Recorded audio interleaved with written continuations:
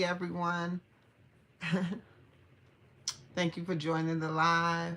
Make sure you're double tapping the screen. Today I'm here to celebrate my 700 subscribers, my supporters. I'm very excited about that, but I'm more excited about what's next. So once I get everyone in, we'll be talking about what I got going on next and the direction that Queen's Alchemy's channel is going in. So make sure you're tapping in, you're hitting the like button, and that you're sharing the live. Peace and love, honey. Peace and love. Peace and love. Welcome to the live. Welcome to the live. How you doing, sis? I'm glad to see you here. It's good to see you as number one, numero uno. Thank you, thank you, thank you. 700 subscribers. I am very excited about that because it's taking me in the right direction. Absolutely, positively. And I have some new things that I want to announce. I cannot wait. Thank you, Fee. Thank you. Thank you. You got something coming up at 8 o'clock, don't you, Fee Nicole? I can't wait. Tapping into your live at 8 p.m. today. I did not forget. Who you got on the panel tonight? Who you interviewing tonight? Oh, that's wonderful, honey. I appreciate that. I'm glad that you are blessed. Gratitude always, always, always. I'm just here in the place. I'm getting ready to talk about some things that just waiting for a few people to get in. Oh, Antonice.com. Okay, okay. I'm definitely gonna tap in. I'm not familiar, I don't think, with her, so definitely I'm gonna tap into that. I'll be there, even if I'm in the background, because I have to. I'm a caregiver in the evening, so I'm tapping in early here because I got off the plantation. I ain't really off the plantation, but I took a late break and I'm just waiting to log out. But I decided to go ahead and take advantage of the time frame. You know how we do. Whenever we got a space, we fitting something into that space, always fitting it in, fitting it in, fitting it in, and make it happen. You know how we do. You know how we do. Because we women, and we women do things to try to make things happen and continuously happen. That's what we do. Hey, Monique. Peace and love. Peace and love. Well, I ain't going to hold y'all. I want to say I am grateful and I am ecstatic that I made it to 700 subscribers. I do celebrate my small wins. This is a small win here. I definitely, peace and love, Mary. I'm actually getting ready to send you an email, Mary. You're doing my administrative work, I guess is what you would call it. And I had an email I had to send to you. Peace and love.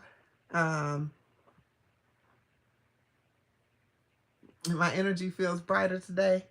Oh, I felt good the other day too. I mean, you missed my live. I was out in the garden. That's where I thrive. I was out in my garden, planting my garden. Yes, absolutely. Having a great time. That's my space, honey. Now, you want to see somebody happy? Find me outside. That's where I'm the happiest, outside. It was raining. So literally I would have recorded this outside. But would have did this outside. It's probably most times where you'll catch me. Hey, Luciana, peace and love. Thank you, sis. Thank you. I appreciate you. I appreciate you. You was in the garden? Okay. I seen the little gloomy in the garden, girl. No. I hope not. I hope not. Hey, elevate. Elevate. Peace and love. Welcome to the live. So we're going to go ahead and tap into some things. Now, y'all pretty much, I kind of want to reintroduce what it is that I do, because I had someone say something to me actually this weekend in that live that kind of stood out to me, but I had already been working on some things, right? So I just wanted to put it out there that kind of just remind everyone really what Queen's Alchemy channel is about. It's a little bit about this and a little bit about that, right? It's a little this and that. It's a little everything. But my main focus is really health, wellness. And I really never thought about the fitness piece of it, but it's truly fitness too, right? So it's a whole picture. And so oh,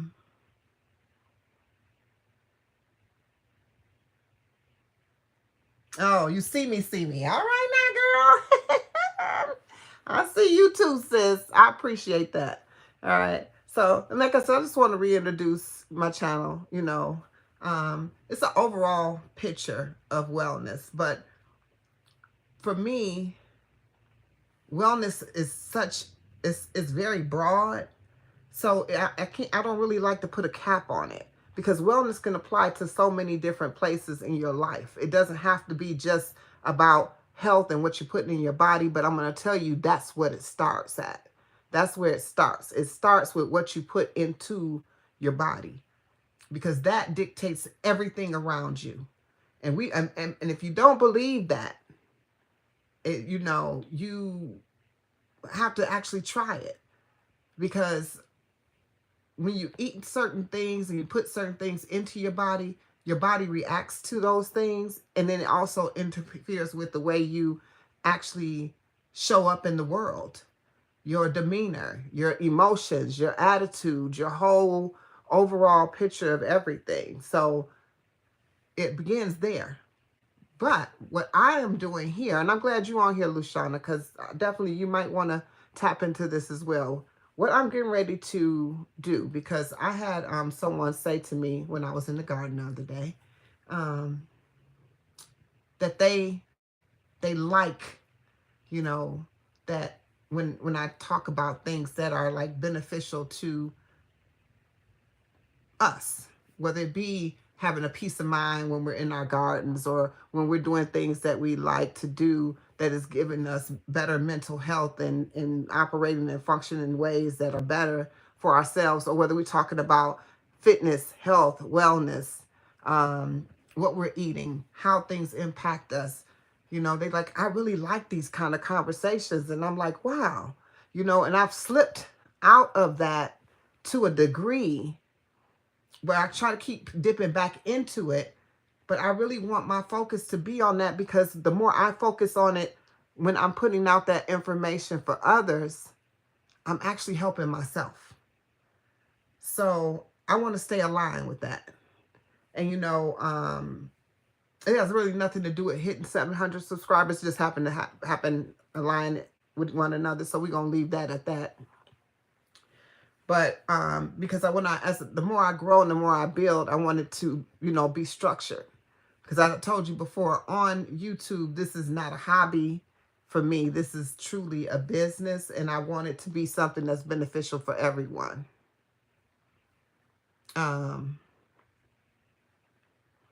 This is what I came up with.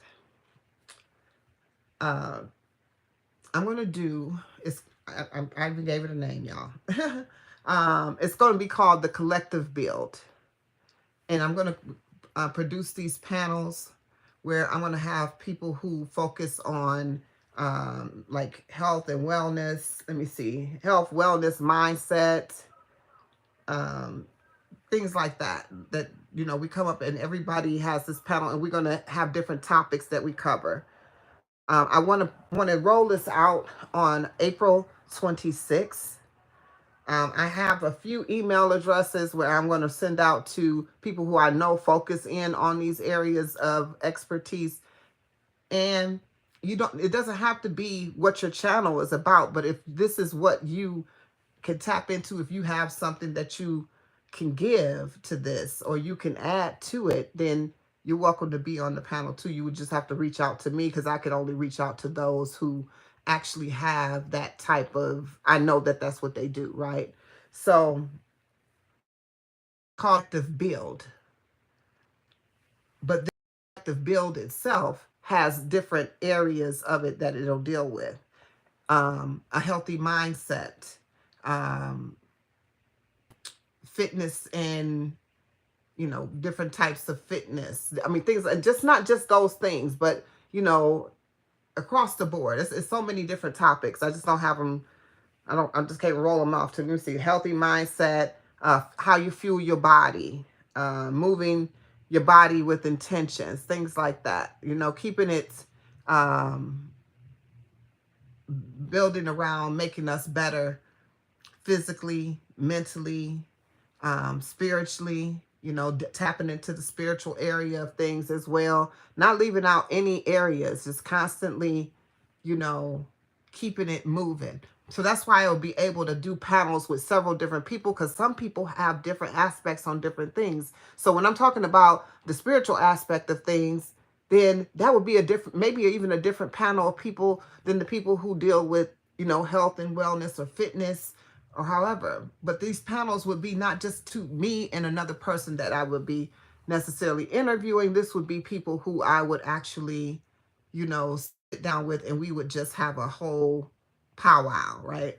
Where, you know, and it'll be for the collective, and the collective be everybody's mindset and thought process and how they look at things, so that you can see that it's not just one way to do something, right? It's not just one way that you have an opportunity to put something together. You can put it together however you choose. You get what I'm saying? You can make it work. You can dib it a little bit in this of what somebody over here says, and then you can dib it a little bit in this on this side over here as well. You know, you might not like, you know, you might not like to eat this way, but this person has a way of doing it a little bit differently, right? So definitely that. Peace and love to everyone joining the chat. Please double tap the live and like the live.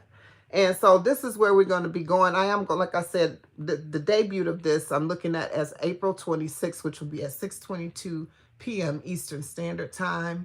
I have not sent out anything. I made the announcement first. I have not sent out anything, which means I have not built my panel. If you're interested in being on this panel, I would love for you to reach out to me on any of the aspects that I talked about. I have the first one is going to definitely be the one that I mentioned about a healthy mindset, because that's how I want to kick it off, right? Talking about your mindset, because how whatever your mindset is, definitely that's how everything else flows. So if if your mind is in the right place, then you can move on from there. But if you can't, you know, because a lot of things we don't have therapy for things with people with eating disorders, or people who have what they call, you know, and I don't even want to really get into it, because I'm definitely going to address this on the panel. But you know, food addictions. You know, I mean, I came out the box talking about food addiction when I first started my channel. I told everyone that my channel was a safe space, which it still is a safe space. None of that has changed. And this will be a place where if people are having these kind of issues, these are the things that I want to talk about, because there is no place to have, there is not any rehab for, is, you know, overeater is anonymous. You get what I'm saying? You got Alcoholic Anonymous. You get what I'm saying? But there's no Overeaters Anonymous that you go to and you report to and you show up, you know. And Coach said it one time, or she said it several times actually. I've heard her say it over and over again. You know, you can just avoid an alcoholic drink. You can even avoid cigarettes if you're trying to quit cigarettes, but you can't avoid eating, because that's something that's like a everyday thing.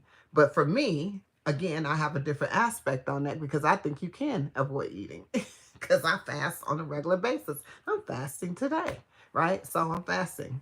So I think that, you know, and that's also a reset. So these are the type of things that I want to have a conversation where everybody has a different aspect and a different way to look at things. So I am very excited about that. And I hope that everybody wants to tap in, and, you know, that wants to be a part of that type of panel, jump in. Like I said, I already got people lined up for some that I want to send out and, you know, invite them. Let's hope they do the thing. Yep, fasting, juicing, dry fasting. And Lushana, this is exactly, you know, why I would love for you to be part of the panel. You get what I mean? You know, definitely sharing your insights on the things that you know. I mean, it sounds like a lot of stuff that we align on when it comes to that. You know, you like to do the raw diets and things like that. So it's like a lot of things that I definitely know that we could align on. But it's not even about being in the alignment. It's about the diversity of things. And so that you can see it from every aspect and you can share your um, experiences that you've gotten from what you've done. You get what I mean? Because everybody, you could tell people that you're fasting and you could tell, but if they don't know the benefit, it's just like you just saying some words. You get what I mean? We know what this means. We know what it does. But, just to share that information, and the more you say it and the more it's put out there, the more people will know. Peace and love, Renee. Hey, Fantastic Five. Peace and love. Welcome to the live. I hope you made it to your destination in the grocery store earlier. I was on your live earlier. You was on your way to the grocery store. You was stuck in traffic. But this is pretty much that. And then kind of to get to the future of where I would love to see this go is I would love to see this. This is another way that I look at as a collab and grow, right? Because, I'm still going to be doing my interviews. So if you still, I still have people lined up. I have a lineup right now. I'm Saturday, the 12th. I have, again, y'all know Chef Hit Dice. This time it's going to be me doing 22 questions with him, but he's still going to be, he hasn't decided if he's going to be cooking while I question him, or is he going to be sitting still where I could actually, interview him that way. So he's coming up then. And then I have on the 15th, Life with Tea. I don't know if everyone knows Life with Tea, but even if you don't, so that's the purpose of having these interviews, is to get you to know some people who you don't know. They might have some information on their channel that may be beneficial to you. So far I'm having a chef on coming up this weekend. So I'm also having, he cooks traditionally, a lot of soul food. He actually cooks quite a lot of different meals, things like that. You can check out his channel, Chef Hit Dice. And then Life with T, she does financial advice. I mean, very good financial advice that definitely could change your life if you follow some of the things that she put in place.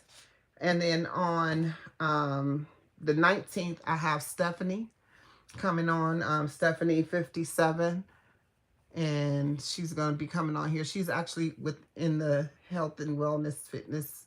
Right now she's on a journey to reset her life. So she does her reset of her life on through YouTube. You can watch her journey there.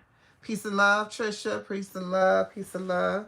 And then I myself on the 22nd will be on with the real Fee Nicole. She's going to be interviewing me. So y'all make sure y'all tapping in on the real Fee Nicole.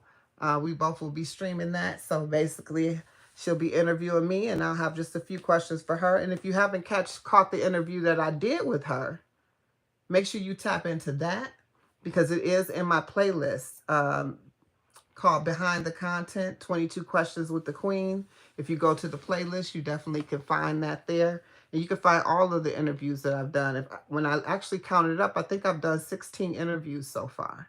So go ahead and tap into that. And that's inclusive of the one with Kiss from Jay, where I interviewed her, as well as the interview she did with me. So y'all check that out when you get the opportunity. Definitely some good information. I even rewatched them because, I did the interview, but I didn't really watch them. So I rewatched them myself. So if I do say so myself, I enjoyed them all. And as I mentioned, the 26th, we're going to introduce the collective build, which is another form of collabing and growing. The difference is we're going to collab with a group of us, on a group of us on the, I was going to say on the stage, a group of us on the panel together. So I'm looking forward to that. That's where I'm looking forward to. So that's where I wanted to talk about pretty much. I didn't have a lot to talk about today, but I just wanted to show my face, say happy 700 subscribers, supporters. I am very appreciative of each and every one of you. I love the way we show up for each other. I love the way that I can go to any live and I'm pretty much guaranteed to see the same people, you know, working with each other. I was on Cam Z today, um, live, and she made the best point. Peace and love, Crystal. Peace and love, Fabi. She made the best point about how we are showing up for each other. Like she's like, this, are you locked in? She says, I've never seen anything like it. She said, you have to know that, she says, every time, she says, no matter where I go, I'm seeing pretty much the same people supporting the same, you know what I'm saying? Like they're all over the place. It's probably not a live that you can go in that you don't see somebody from Are You Locked in that particular place. No, even if you outside of the main group of people that do it, you know, and that's the truth. It is so true. It is so true, because I've been diving outside, you know, visiting outside of the group into other areas, and they're there. You know, I'm seeing people. I'm like, wow, I didn't even know you knew this person. You know what I'm saying? Like, it's like, what do they call it? 360 degrees of separation, or 60 degrees of separation, something like that. So it's real. It's real. It's the real deal. And I definitely know that it makes me it makes me really happy to know that we rock like that. You know, that we have each other's back like that we roll like that. Um and we consistent. We are very 7 degrees of separation. Is that what it is, honey? You know, you be knowing some stuff. I love me some honey. She be knowing some things, boy. Um, Definitely 7 degrees of separation. So it's almost like it's just like that. It's like no matter where you go. Lisa, peace of love. John, peace of love to you, brother.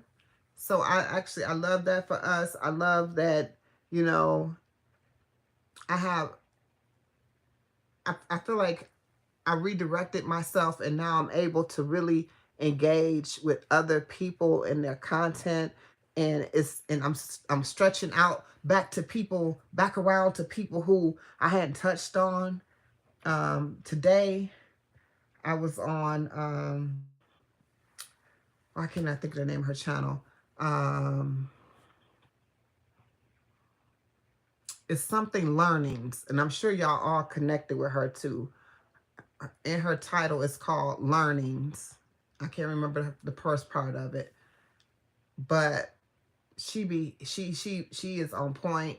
And when I was going and I was tapping into these people that I have not Mind Journey, no, not Mind Journey, um, Tracy's Locals Learnings. Oh my gosh, I remember. You know how you actually started.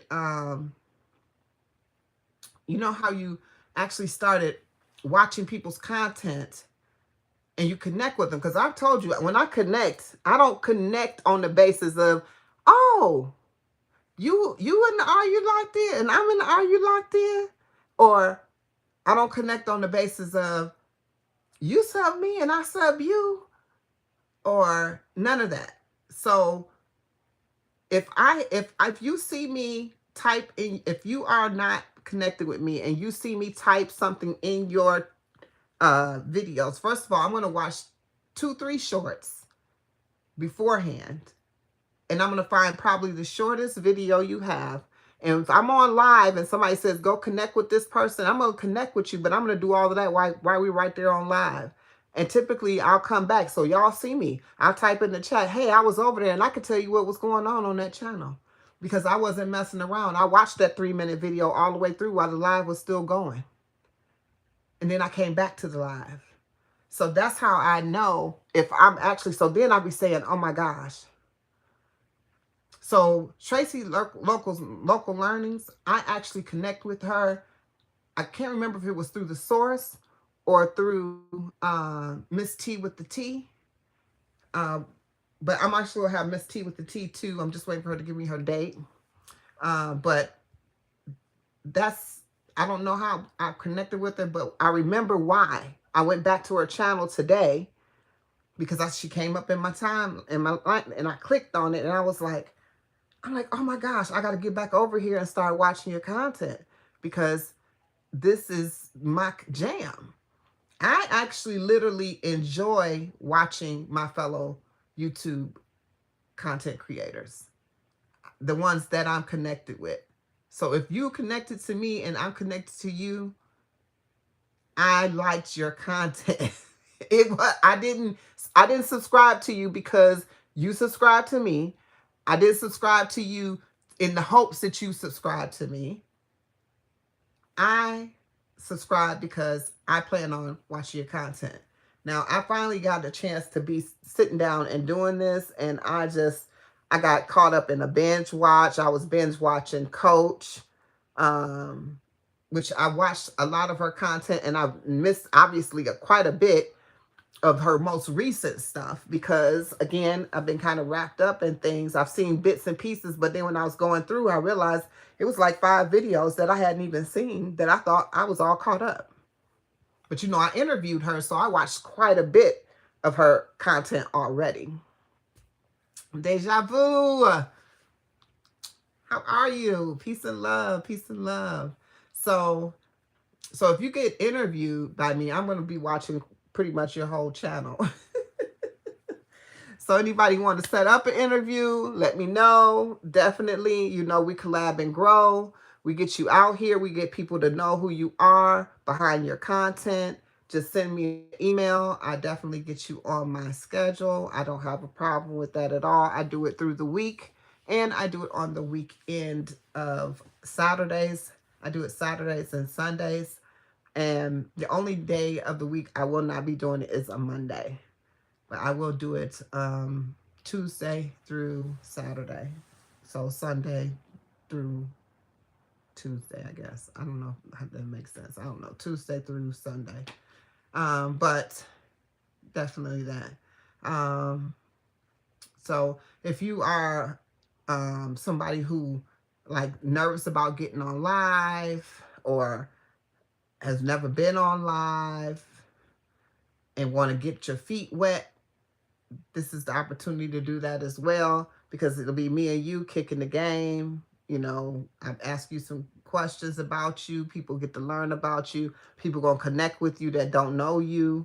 They'll get to see who you are. So when they're watching your content, this is the beauty in these interviews, is that when after they get to know you from the interview that's been happening, and then they're now watching your content, they see it in a different light. They see it more than just you sitting there giving this. What if you're you know doing like the talking head where you just kind of talking and you talk.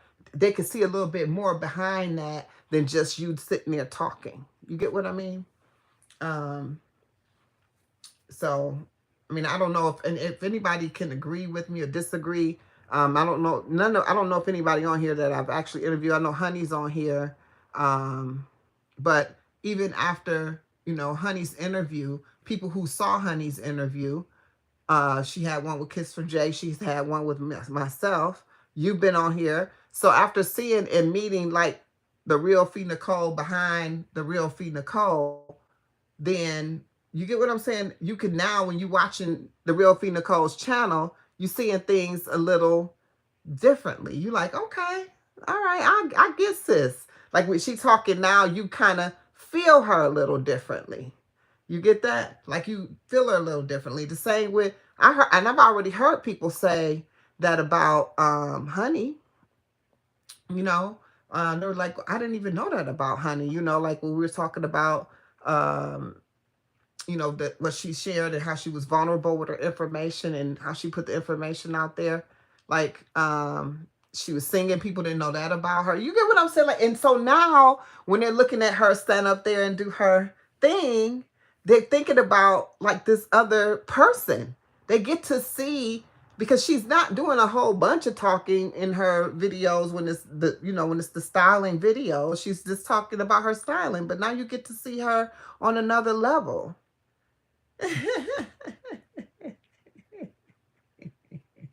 And honey did sing. She did sing. Oh, my honey. Okay. So that was, and so that's kind of how the interview situation works. You get what I mean? So I appreciate it. I'm also getting ready to be scheduled coming up. I'll let you know when it happens. I don't know if y'all know who Tampa's Creek is. Much love to you too, sis. Tampa's Creek, I'm going to be there. And see, that to me, that's a whole nother community that I'm connected to that I really enjoy because I'm into the gardening. And that's a whole gardening community. They just had a whole reunion called the Soil Reunion. And had I been tapped into them earlier, Queen would have been at the Soil Reunion. Okay. I think it was held in, it was either Tennessee, Georgia. It might have been Georgia. I'm not sure where it was located. Um, but yes, I would have been there. And that's the kind of stuff that I want to, see the Are You Locked In community get together with the Are You Locked In reunion. You get what I'm saying? The gathering, the come together, the come up, you know. Lily, peace and love to you. Peace and love. What you saying, ooh Lord, too? Oh, you got to go watch it, Mary, and see it. If you didn't see her sing, you got to go watch it. She was singing. She got some pipes now. She just acted like she don't, but she got some pipes. And so like that. So I'll be over there. But then when I'm over there, y'all get to come over there and y'all can tap in and see, because some of y'all already connected with Tampa, right? So that's how it works.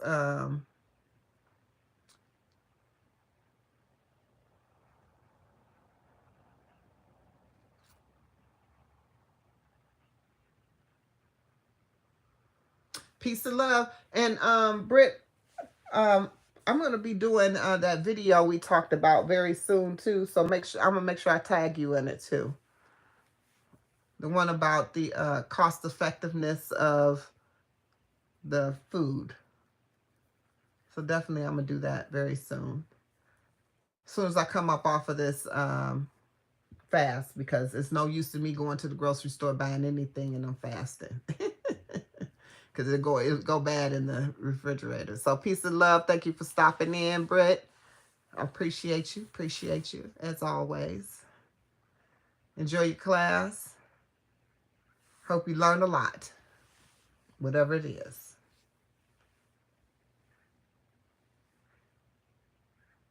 Ah, look at there. Tasha's Touch 815. I shall, I shall, I shall. Absolutely. Matter of fact, let me pull it up right now.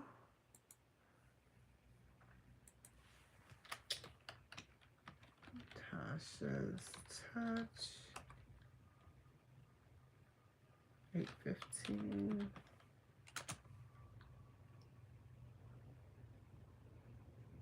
Is it Tasha's Touch on Homes and Gardening? Is that her?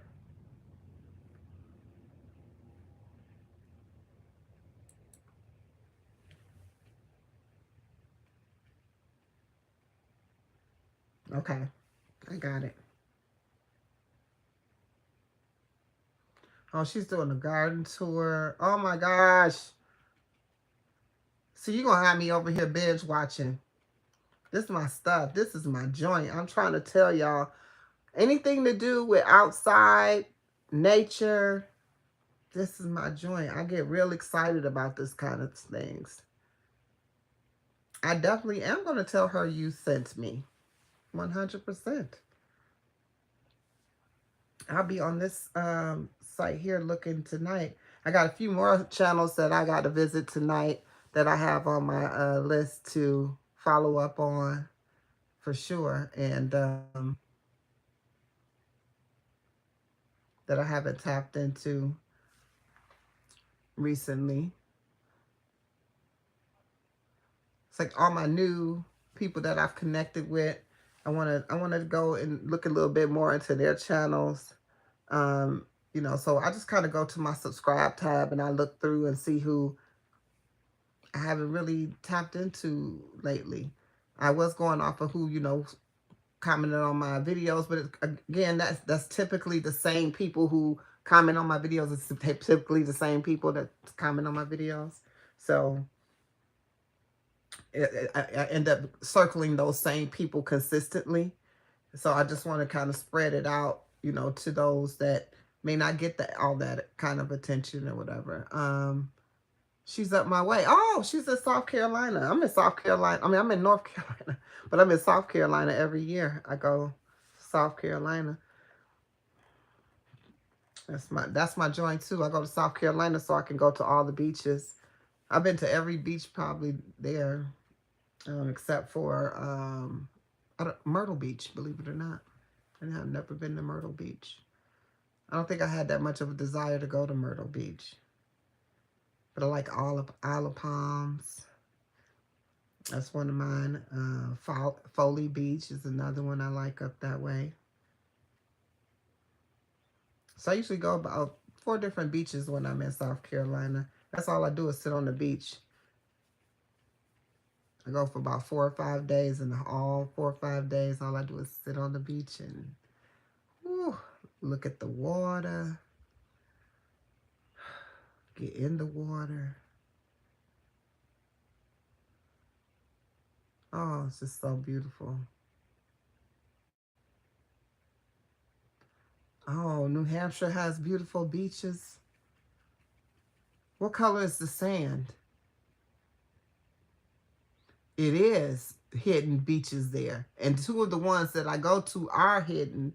I mean, they're not necessarily hidden, but it's not something that's locally publicized for other people.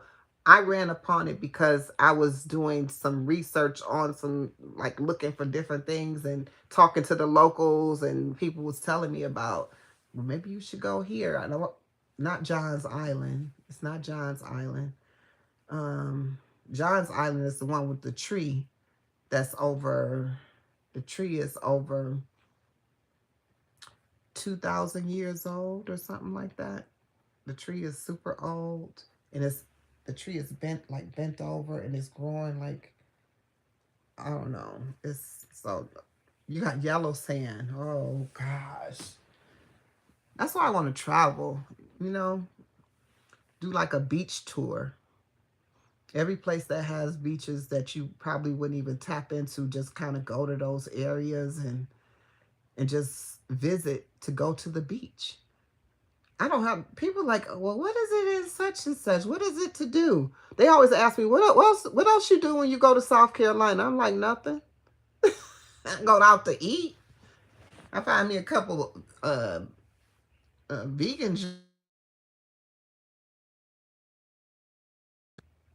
places that sell the food that, what I eat. I eat vegan-ish, I guess to say. Oh, I meant to put my green screen up. Hold on, and put my green screen up. Bam! There it is. That's how I meant to be rolling with y'all today.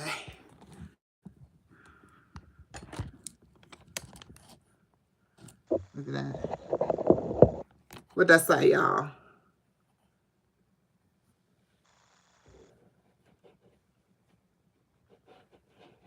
What does that stand for, y'all? Just call me slow. What does what does ASMR stands for?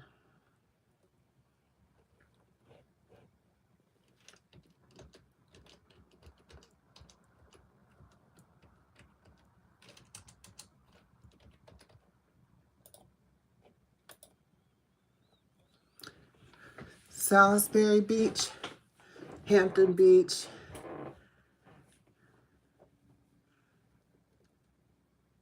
Okay, okay.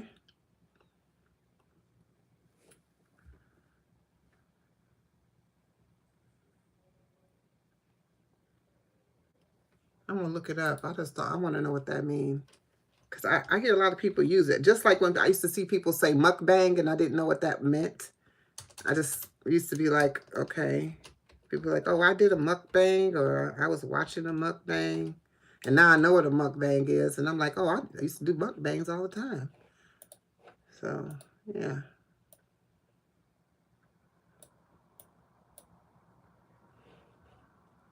Mm-hmm.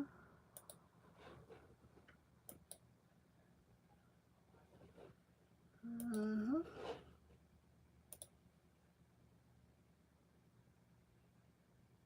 It means shaking my head. You think? What means shaking your head? Anthony, peace and love. This how I'll be every time you say that, Queen of Light. When you say that, I'll be like,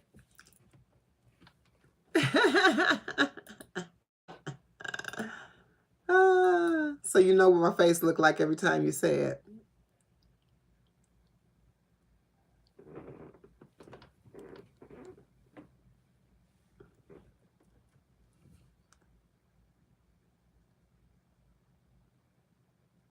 It says the name not gonna help you get it though. You gotta watch the content. Autonomous sensory meridian response. So why would I have no idea what that is? And why do they call it that? Peace and love, Faith. Thank you so much. Why do they call it that? I heard the other day, I think it was Kiss from Jada said that about, I don't even know who she was referring to. She was referring to someone. Like, she's like, that reminds me of a ASMR. Let me write that down. ASMR. But yeah, it doesn't make any sense. I don't know what that means.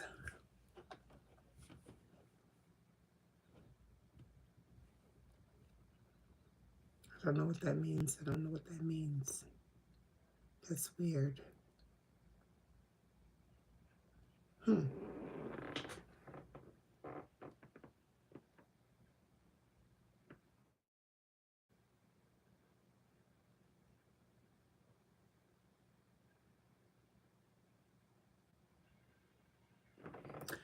Oh. So I wonder how do you do that? I'm gonna have to go watch a few channels and see. Right now, y'all, I'm just logging out of off the plantation. Give me a second to get off the plantation.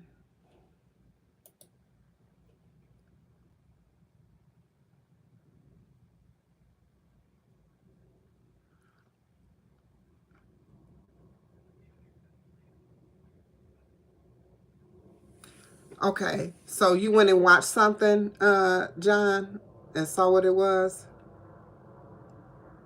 Well, Anthony, she already told me that, brother. But you think that helped me out? I'm gonna have to look up the word auto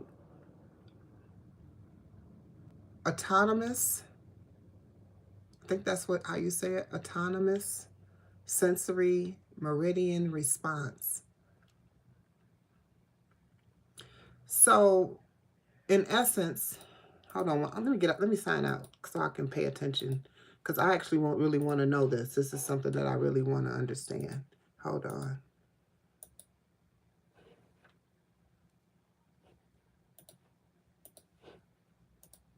I'm just logging out of work, y'all. Logging off the plantation. Hey, Cam. So I was just talking about you a few moments ago, talking about your live that I was on earlier. Peace and love to you, sis. Peace and love. Peace and love.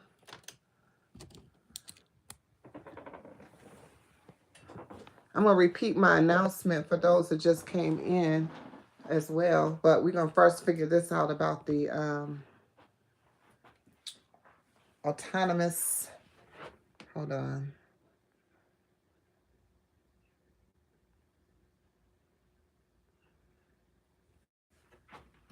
So I guess in my mind, I mean, I don't know who that person was, but why would they say I needed to do that kind of channel? Like, I'm too loud to be whispering and things. You know what I mean? I'm kind of loud.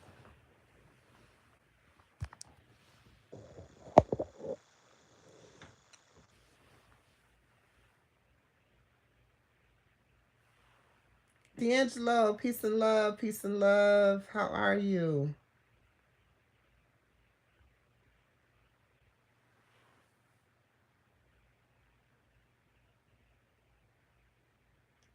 Spit painting? My voice is soothing? It's loud. I'm loud. If it's supposed to be whispers, then I don't know. I'm not. I can probably whisper like this. I don't know if this helps, but I don't know how soothing this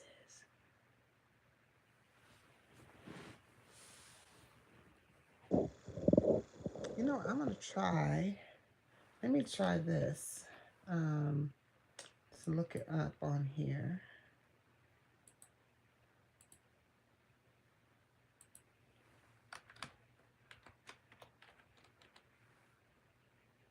Oh, they got, okay, so they have different ones. Mouth sounds, massage, food, makeup, haircuts, no talking, ear cleaning, slime, sleeping, role play, sounds.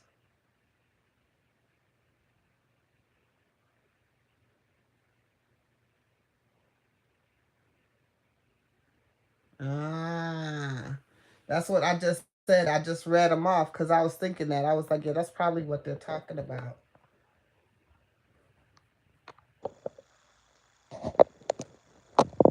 Did you say spit videos or split videos?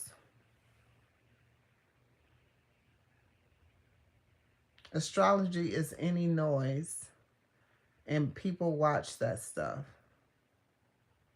Astrology? Did you mean to say astrology? Because I like astrology.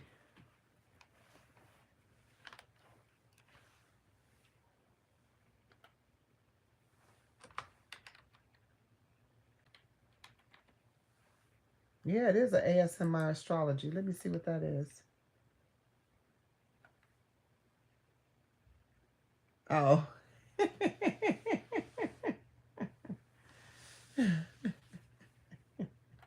Well, they have ASMR.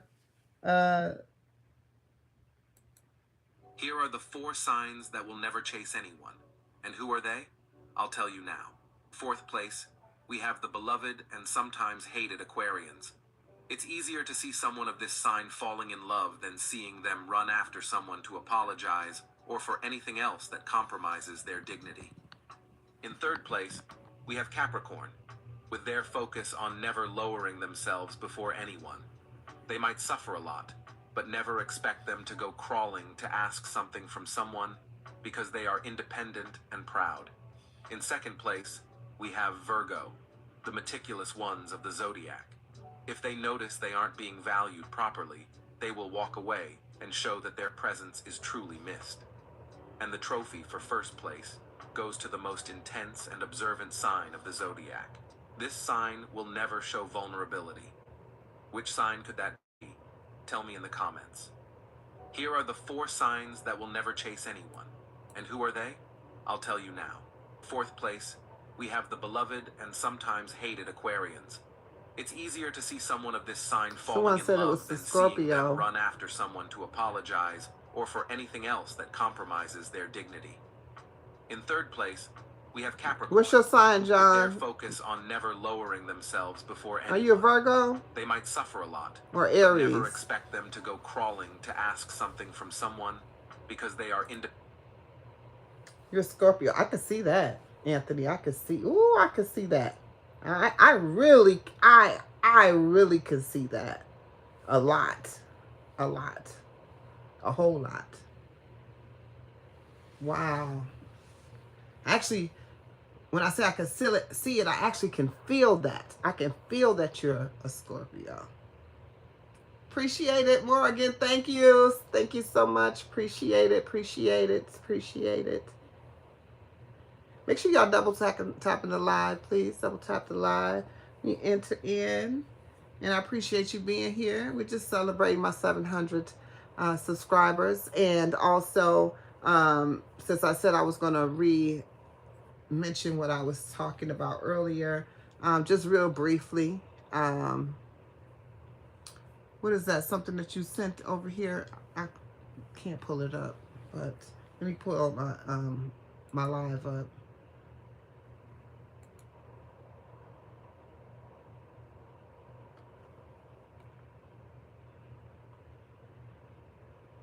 Thank you so much, Fantastic Five. And I want to thank you, Fantastic Five, because today, I believe you took it over the top when you subscribed. It was either today or yesterday. You definitely played a part in this. So I appreciate you. I really do. And I thank you for being here today.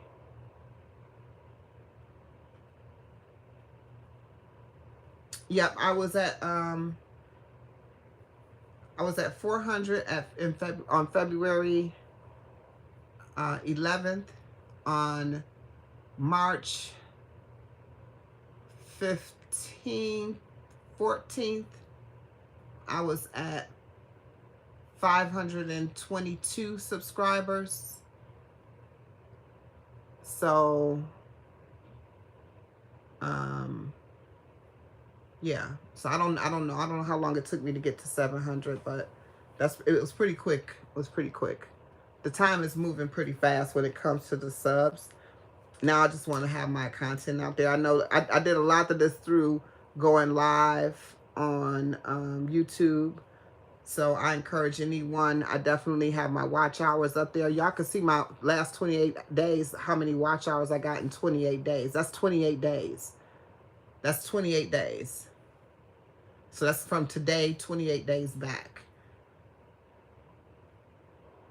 That's how many watch hours I got right now. I mean, that's not right now. I got way more than that, but that's what I got in the last 28 days. So if y'all just, if you look at my views, this is all based on doing lives.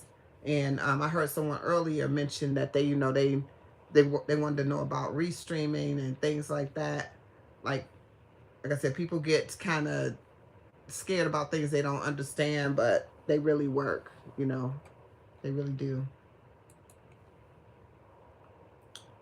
And but I've decided that I've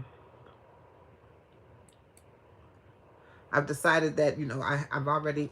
Congratulations again, Tashmir. Thank you, Anthony. I appreciate you. I appreciate all of you, because this here and that there, you see up there, those 700 subscribers, those watch hours, that's all y'all. It's all the subscribers. All those who participate, all those who come around, but you got to do your part. You can't just expect people to show up for you if you're not showing up for them. And I'm not saying a tit for a tat. I don't mean showing up to support them, but if you're not showing up here, if all you're producing a video that's 5 minutes long and you get X amount of views, if it's 5 minutes long, how many times 5 minutes, because I ain't good with that math, but how many times 5 minutes go into 60 minutes? That's how many times it got to be watched before it's 1 hour of watch time. So when you say I'm not getting my watch hours, you're not getting your watch hours because your content isn't long enough, which means that you need to go live. I don't have much content that's over, if it's not a live, that's over 12 minutes. That's probably my longest video is 12 minutes. No, it's 17 minutes. And that's my fasting video. And that was one of the very first videos I did in length, which was 17 minutes. And that was because I was trying to tell everybody about all the different ways to fast. And I did a whole breakdown of it. So if you want to do numbers and make numbers, if you're doing short videos, you have to do lives. You have to do lives. You're not. It'll come. I'm not gonna say it's not gonna come. I'm not gonna say that. I'm not gonna say that. What I'm gonna say is it's gonna take longer for it to come. What I didn't want to happen is I didn't want to get to 1,000 subscribers and not be in any place to be at any monetization level, whether it be the first set of monetization or the full monetization. I wanted to be able to have my watch hours at least in place to be at one level of the monetization before I got, you know what I'm saying? So that's what my goal was, really to have that before I got to 500. But it didn't happen. But that's okay. That's okay. That's okay. Um, the other thing you got to do is you got to be in your YouTube studio, looking at your analytics. You should, Faye. And it's really something simple. Try it out with something really simple. I first tried Restream. I actually recorded myself going to the international market. I recorded myself driving to the international market. I recorded myself walking in and walking around and talking about the things that, even the stuff that I wasn't buying, and the things, and because I only went there to get my coconut water, but I walked around the store just to get some content. And I did that because in my head, this is what I'm going to use for my Restream to test it, to see how it worked out. After that first Restream, I rolled it out for about 5 hours, because I didn't know, I just didn't know where to stop it, where to start it. I was like, oh my gosh, I was like, this is so tedious. It's just constantly playing. And I was like, I mean, it was getting on my nerves, and I was thinking everybody else don't want to keep seeing the same thing, but I didn't know how it worked. But just let it play. I think on that first one, I got like, I want to say on that one, I got like, I want to say it was 36 watch, no, maybe 28 watch hours. But you have to know, at that time, I was brand new. I hadn't even been on YouTube 2 months when I did my first Restream. So right now I'm headed towards being on YouTube 6 months. So yeah. Yeah, Cams, I'm trying not to move too fast, but I don't want to move too slow either. So yeah, Faith, you definitely, sis, yeah,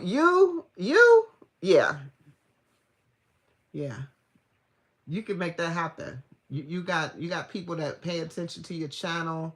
You can really benefit. My next Restream I did, I can't say the next one, but I'm gonna say my largest Restream I did, um, which was the Restream I did with I Restreamed. And also, that's another thing. You can go into your phone. If you got videos of some event that you went to, a concert, a play, anything. I had a tour of the African Museum in, I lived in Michigan, so it was Detroit African Museum there. And I had a tour where somebody walked around and talked about all the different artifacts and things like that. It was an hour long. I literally uploaded it into Restream and played that for 11 hours. And I got 44 hours of watch time. And again, I was still pretty new at that time. The highest watch hours I've gotten doing a Restream is 88 watch hours doing Restream. And that was most recent.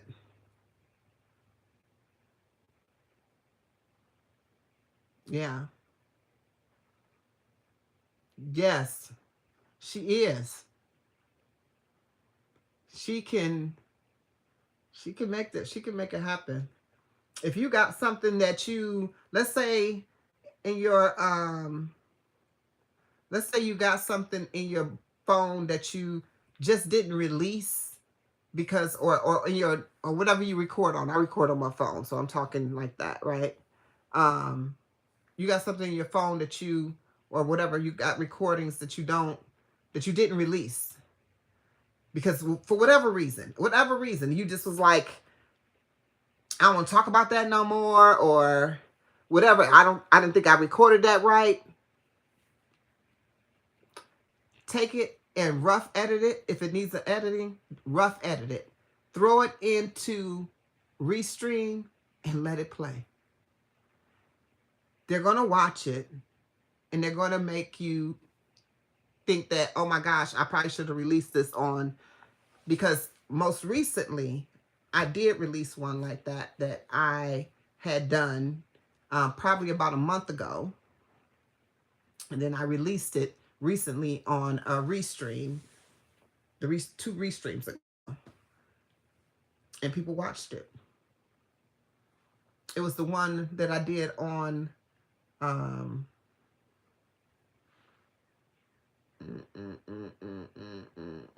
mind going blank. I can't remember what the title was, but you'll see it. And it's and what you can do with your restreams too, if it's actual content, you could record your actual content, put it on Restream, let it roll like it's a live continuously for however long. Don't put it over 12 hours.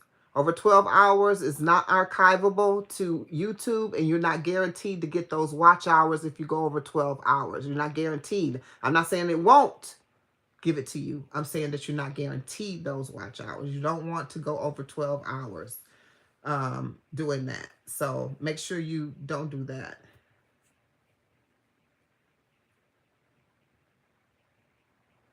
Yeah, anytime I'm talking, that's what I try to do.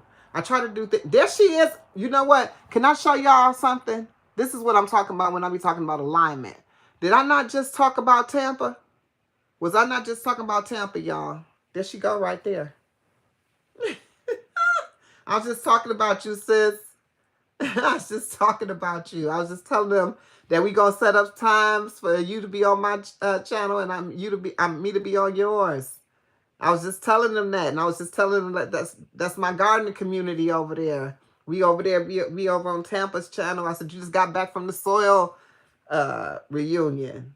Just talking about you, sis. Just talking about you. Look at that. You see how that energy be flowing? Tampa is in the house. Peace and love, sis. Peace and love. But what I was saying is that when you're doing these, I know you did. I know you're gonna do a vlog or something about it so we can see all of the events and everything. Cause I want to go. I want to go next year. I want to go next year. I want to go. I want to go. I'll drive in wherever it is by myself. I'll fly in, whatever. I'm not afraid to move and shake by myself. I do it all by myself. I went to Egypt, all the way on the other side of the country, in a whole another country by myself. So I definitely can go somewhere in the United States by myself. Um, oh, are they? Oh my gosh, I will be over there tonight too. I got me a whole. I feel so happy because when I have like a lineup of stuff to watch, I be like, it's like TV. Y'all know how y'all used to have a lineup on your TV where you be like, ooh, tonight Martin come on, and then I'm gonna watch what was that? What was the one with Olivia Pope? That used to be my show too. I can't remember what it was. And the other one, How to Get Away with Murder. Those was my shows. I used to watch those like faithfully. But now I'm excited because now I'm going over there. I know. I do too. And that's why this is just like right up my alley to be doing what I do, because I record everything. And it was a trip because it was my twin's birthday this past weekend. And my daughter was like, we was at dinner, and she was like, "You not recording this?" I was like, "No." I said, "I just want to be in it." I said, "I honestly don't want to do that today. I just want to be in it. I just want to be conscious in it. I don't want to be recording it. Somebody else can record it, but I just want to be in it."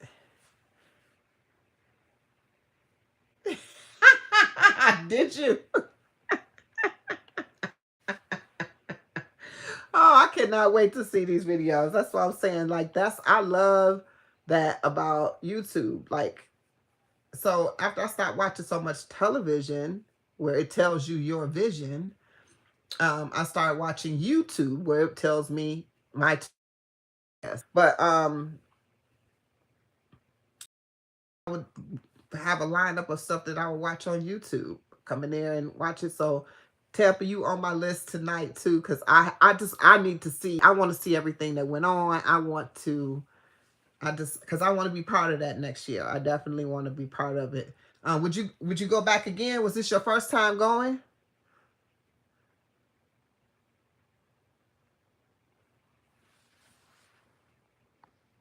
Hey Trish, peace of love. 5G's in the house. 5G's. Hold on a minute, y'all. Hold on. Y'all ain't got no wrenches. Hold on a second. How 5G's ain't got no wrench? Where you been, lady? Let me get Tampa a wrench too. All right, y'all should be good. Tampa got a wrench. 5G's got a wrench. Everybody got a wrench. Oh, Faith ain't got no wrench. Faith got a wrench. All right. All right, everybody got a wrench now. Everybody got a wrench. Everybody got a wrench. Oh, Q. Hey, Q. What's going on? I seen you earlier. Whose live were you in earlier? That's what I'm saying. We always running. We run in the same places all the time. All the time. Q, you got a wrench. Oh, you were on Tanika's live earlier.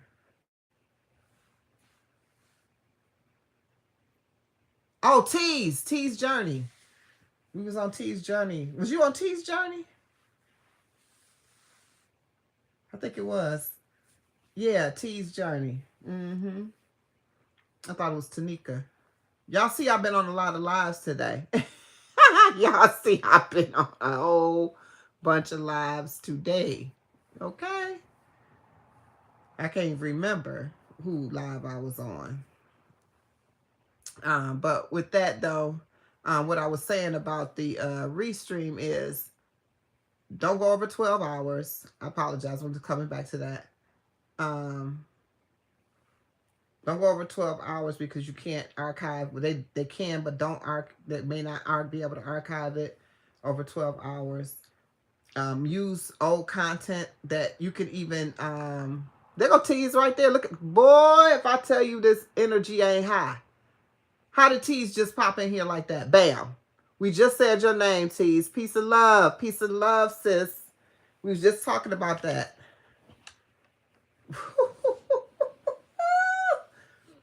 I can't make this up. Y'all watching this in real time. This happens to me all the time.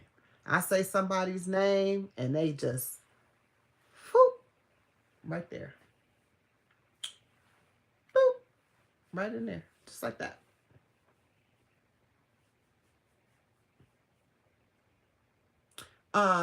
So Mary, I did a whole tutorial on Restream, and it's on my channel, and it's actually called Restream.io, and synchronicity is the word. Absolutely, Tashmir. And you can see it, and it's like step by step. It's literally step by step, and I literally show you, physically show you on the screen how to do it step by step on there. And I actually restreamed that. And from that restream, I got 54 watch hours. And I think I restreamed that for 10 hours. So I restreamed the restream tutorial, which I thought was appropriate to kind of show people how it worked. Yeah. So for sure. For sure. For sure. And a lot of people asked me for it, so I did it because they asked me for it. So I appreciate everybody. Making it look easy, huh, Randy? Peace and love to you, brother. It's good to see you. Good to see you. I hope everybody your way is doing well and beautiful. Peace and love, Cozy. I mean, Coco. I don't know why I want to call you Cozy all the time. I appreciate you, sis. Thank you.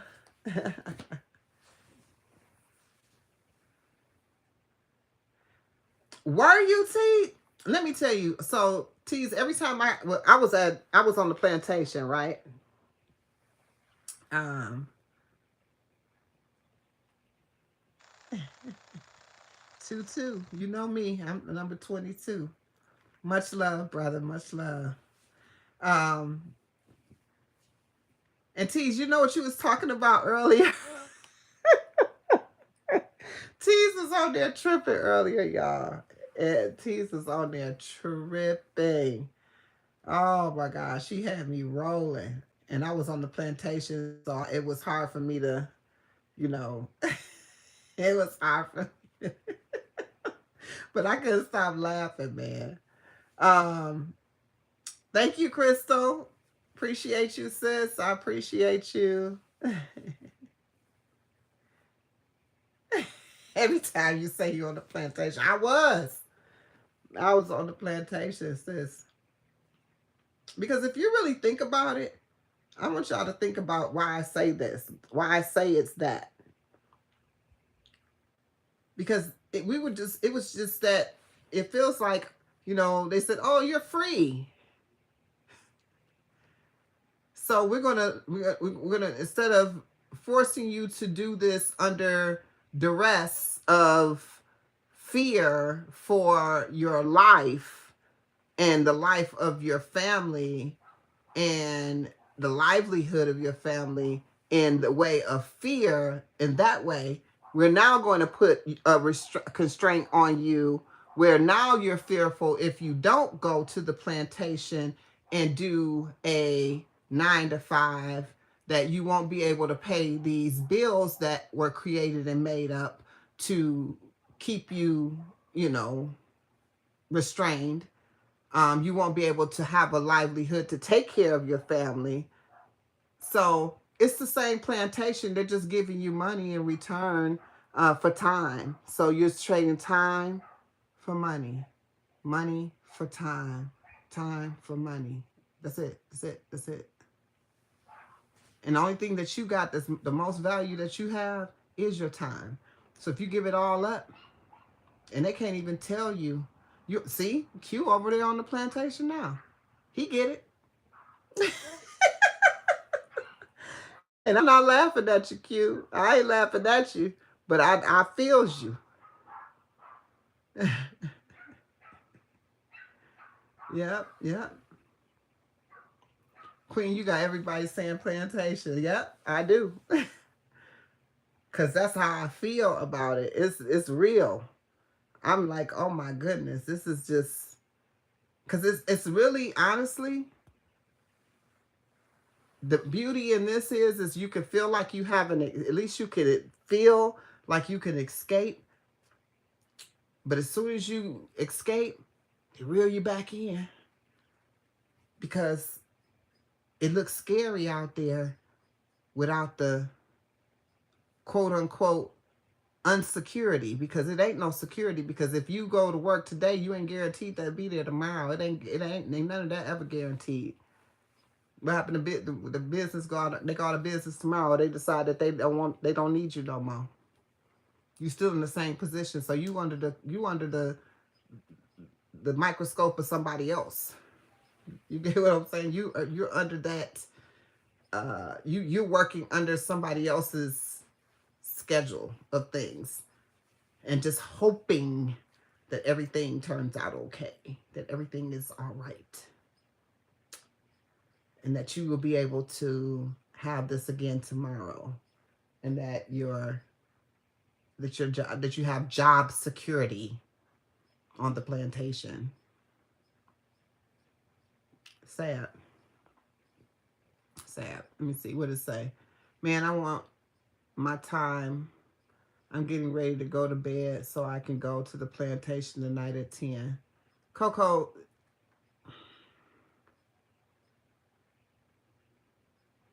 I know the feelings is.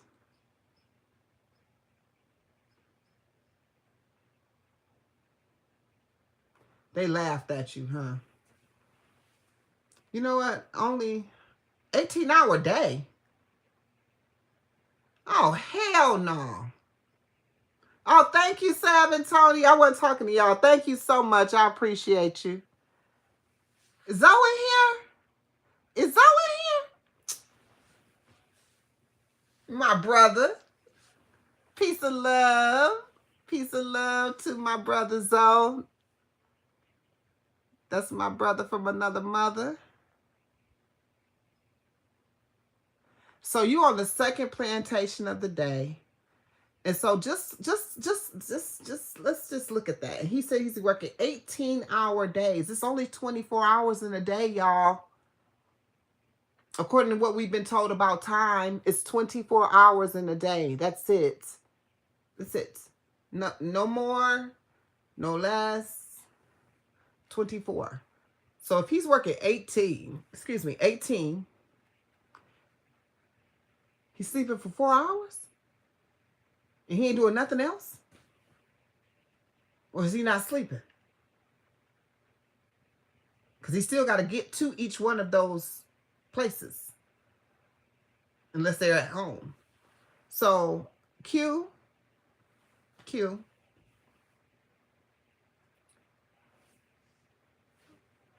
We got to figure something else out. He ain't sleeping at all. He shower and sleep in that 4 hours. No, you don't. Okay, no, you don't.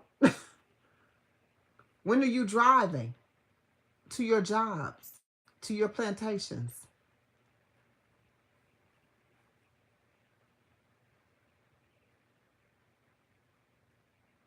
That really upsets me.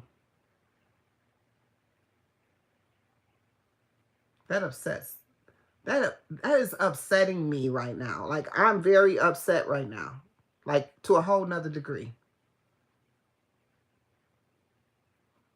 Because 8 hours in a day is ridiculous.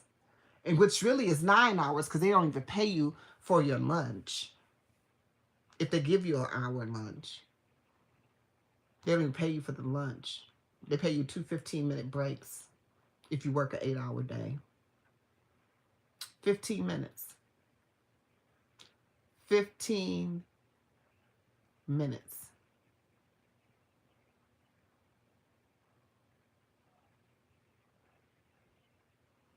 He talking about I'll take a nap. I ain't messing with you, Q. No. That's crazy. That is crazy. That is crazy. You know, it was someone on that that I went to visit today that I actually just connected with on that channel. I wish I could remember who it was, their name.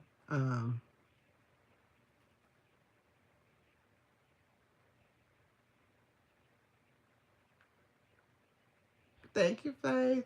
Appreciate you. But they were talking about, one person was like, take your PTO. Don't be on the plantation. Take your PTO. And I was like, they don't even know. I take my PTO I take PTO every day. Every day. I leave either for the past 3 months. So I have no extended time to take off. So I don't have like the other day, which was Sunday, I took a full day. But I actually did it on a slide schedule, which means that, like a, I forgot what it's called. Where you can make up the time. So it's not even that I really had PTO. So like I'm going to work on at 12 a.m. on Friday and 12 a.m. on Saturday for 2 hours because I took that time off. You see, I'm borrowing time from here and putting it over here, and I'm still giving the plantation my time no matter what, but I'm taking it because I want this time for this time. That's crazy. Damo! Peace and love to you. Peace and love. Peace and love. The airport and the hospital. Woo. Comp time. They call it something else, but that's exactly what I'm talking about. They call it something else. So on Sunday, when I was off for the full day, I had 4 hours of PTO. So I used 4 hours of that, and I used 4 hours of the sliding the schedule around. So that's how I took a whole day. And then every day, pretty much, I leave about 30 to 45 minutes before time to go because I honestly, I got to. I think we shouldn't have to work any more than 4 hours if we have to work at all. 4 hours is enough time. Is more than enough time to give to the plantation. And so what they give you for an 8-hour day, I think should be given to you for working 4 hours out of a day. I just do. Yeah, we can have our time back. It's all about design though, because if you really think about it, the more time that you don't have to pour into your family or into your own aspirations and your own desires and the things that you want to do for you, the more time that you don't have to do that, the more time that they get of your time. You get what I mean? So if you're giving 18 hours, Q, to two different plantations,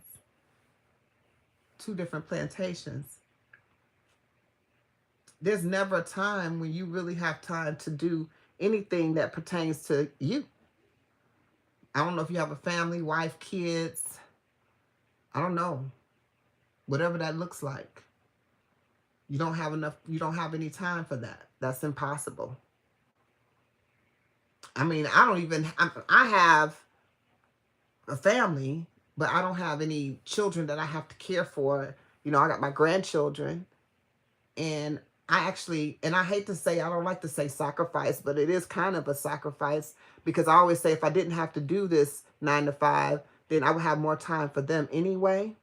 And even the ones that don't even live where I live, I can go see and visit and spend more time with, and they would, instead of just the FaceTime, you know. Um,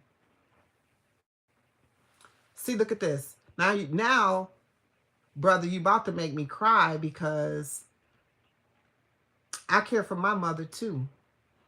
And that's why I'm be getting off here in the next 15 minutes because I got to go over there because I'm a caregiver for my mother. So I do this all day. I get up in the rising. Today I had my grandbaby, my granddaughter. So I got up at 6 o'clock this morning to get her ready to go to the pipeline. I'm sorry, to the school.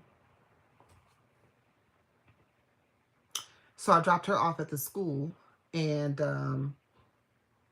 came back here. And so that little bit of time that I have in the rising, if I get up at enough time,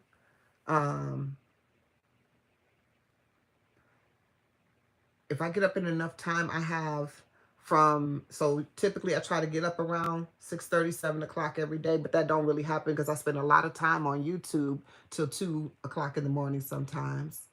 So that don't typically happen. I end up sleeping in till 8, 9 o'clock, and then I got to be on the plantation at 10:30. So I have that little. That's the little block of time that I have. That's for me. That if I get up early enough, I have, and I can actually try to like reset my thoughts in my mind, and that's when I take time to create content or edit content or do things, or I'm staying up late to do that. When I was doing the editing of the content on a regular basis, because I've been doing more lives, I have less content that I put out. But that's the only time I had, because when I go to work after work, typically my schedule before I was on YouTube was right after I finished clocking out of the plantation. I was headed out the door to go care for my mom. And that was my life. And then I came back to my home and I went to bed because I would just be tired. Now that I have a YouTube family, I spend a lot of time on YouTube. But guess what? This is an outlet for me. And the sad part is, I enjoy this, and I'd rather be doing this, like what we're doing now, or on someone else's and chit-chatting and kicking the game, or doing some content of my own, or whatever it is. I want to do that for me. I'd rather be doing that than sitting at some desk or sitting in some plantation doing something for somebody else that is not even rewarding to me. And I get zero reward out of what I do. Zero. I don't look forward to it. I don't have any aspirations towards it. I don't think about I'm going to, oh, I want to move up in the place. You know, I'm going to do better and I'm going to be good there and whatever. You know what? Because I just do what I do, I still get, they still want to recognize me. And I don't even want it. Ain't that crazy? I'd be like, don't. Just let me do what I do and let me go home. That's it. And I'm already home. And when I say go home, I mean because I just want to go away from there. I don't want to do that. I want to do what I want to do. That's it. And what I want to do, I always say, I never say my family or anyone else is in the way. We used to, I don't know about you, but me, I used to think I gotta work, and my family just don't understand. I can't be everywhere and do everything. But no, it was never your family. It was always that plantation. It was always the plantation holding you back from what it is your family needed from you. Always. It's always that. Remember that. It's the plantation. It is not your family. I don't care how much they looking on for you to do something, to be there for them, your children, all the activities they have. They're supposed to be able to do that. And you're supposed to be able to be there for them for that. And it should not be a strain on you. You are supposed to be able to do that. But instead, it's all by design. It's by design to make us be less of who we are, to wear us down so that we can't do anything more for ourselves than what we're doing. It sometimes you ever seen a person that works so much, whether it be a man or a woman, but most times it's the man. He can work he will work. And then you got the woman complaining that you ain't never at home, but he only at work. Do you see how that's destroying the family? Because he's always, why do you think he's always at work? He ain't always at work because he want to be at that damn work, the damn plantation. That ain't why he there. Do you know if he could sit on his ass and not do anything, he'd do that? Because I know I would. Instead, he doing that because he wants to make sure his family is good. And then you have these women that's complaining about a man that go to work. I almost want to smack him over the head and be like, is you retarded? Do you know that man would rather not go to work? If he could be home with his family, do with his family. Because if he there with his family, then he obviously want to be with his family. If he's showing up for his family because he going to work to take care of his family, he want to be there. Then you got the women. What's up with that?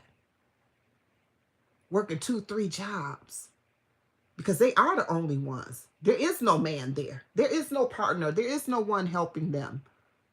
So now the kids really lose out. They lose out even more. Because at least they got a balance of, if it's a mama and the daddy, somebody is present at some given time or another. But if the mama working one or two jobs, the kids SOL. Half the time, the oldest kid's raising the other kids. That's what happens. That's what happens. It's just sad. It's sad how are set up. And I don't understand how, you gotta work. And you know something? I was married for 18 years. Then my husband passed away. 18 years. 18 years. He passed away. So it was like I was pushed into being a single parent, but I never looked at myself like that. In hindsight, I mean, I looked at it in hindsight like that. I never looked at it like that, and I would always be like, "Why is this just like so hard? Why I feel like it's just so hard?" It was because it was just me. And then on top of that, you had to deal with the grief and the grief for your children. And so that was a whole nother different kind of situation. And now you want me to work a job while my kids and myself, we grieving because they lost their daddy and I lost my husband. Is you out your mind? How do you even function? Do you know it was 2 years before I even cried? Because I was trying to get through that, you know what I'm saying, trying to figure it out. It was supposed to be our 20th year anniversary, and I was sitting there going, he not here no more. What the hell? And that's when it all broke down. But it took all of that 2 years, for that to happen. And I put it all on this messed up ass system we're in, that we mess around with, that live this world, this whole US of A that we're in. Because all of us, we're all across these United States and we're all experiencing the same thing. So it ain't different. It ain't like, oh, you should come out here to Alabama, or you should go to New Jersey, or you should go to whatever because it's better there. It's the same BS. The same BS. You get what I'm saying? It is too much, Coco. It's too much. It was too much then. It's too much now. It's just too much. Hey, Explorador. Peace and love. Thank you so much. I appreciate it. I appreciate the love. Thank you for showing up. But it's just too much.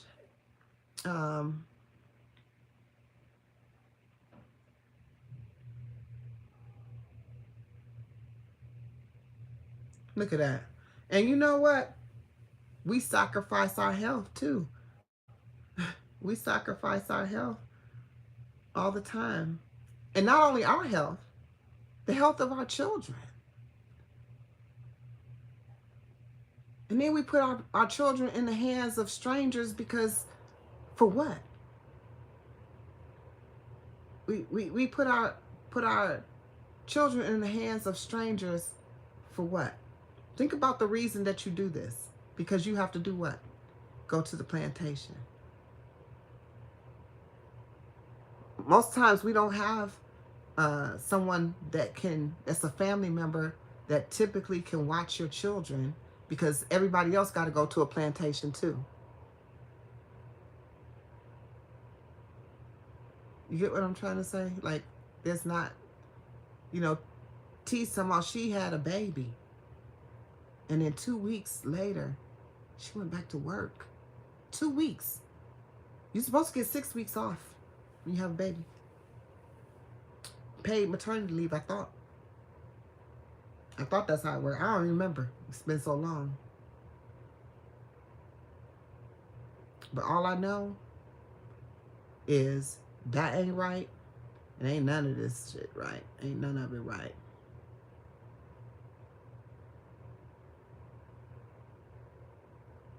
See, I had my mom, she took care of my oldest two up until they were school age, preschool age, around 3, both of them around 3. And then I had twins. And when I had the twins, my mom used to also keep everybody and their mama kids in the neighborhood. She had like her own little, quote unquote, she called it her own daycare. She just made it up. She said, I want to babysit some kids. She said she wasn't going back to no work. She wasn't gonna work no more. She was tired of working, and so she started watching kids, and that's what she did, and that's how she made her money. She was old enough to retire at the time, and that's what she did. She retired, and then she started watching kids because that's what she said she wanted to do. And so, of course, she watched my kids. She didn't charge me to watch my kids, but she watched, like I said, when I tell you the neighbors, she had everybody kids. And, oh, she lived with you, so that was convenient, yes. My two oldest, my twins, by the time I had the twins, um, she told me when I told her I was pregnant with twins, she was like, I'm not watching no more kids. So at that time, when I had the twins went to at 1 year old because I was fortunate enough because again my husband was still alive to be able to not work for the whole first year of their life. So I was fortunate enough to do that. But things got to what they got to, and I needed to be on the plantation again. So I got on the plantation, but it felt like I was working on the plantation to just pay daycare bills. They were one, so it was daycare. It wasn't preschool. It wasn't until they turned 3 that they could go to preschool, and then it got a little cheaper, but you still had to pay. They didn't qualify for like any of the state programs or any Head Starts or anything like that because it was a 2-family household income. And you see, that's the BS I'm talking about. Like, if it's hard for a 2 household income where we both working full-time jobs to do and make it, how is it that one person supposed to make all that happen?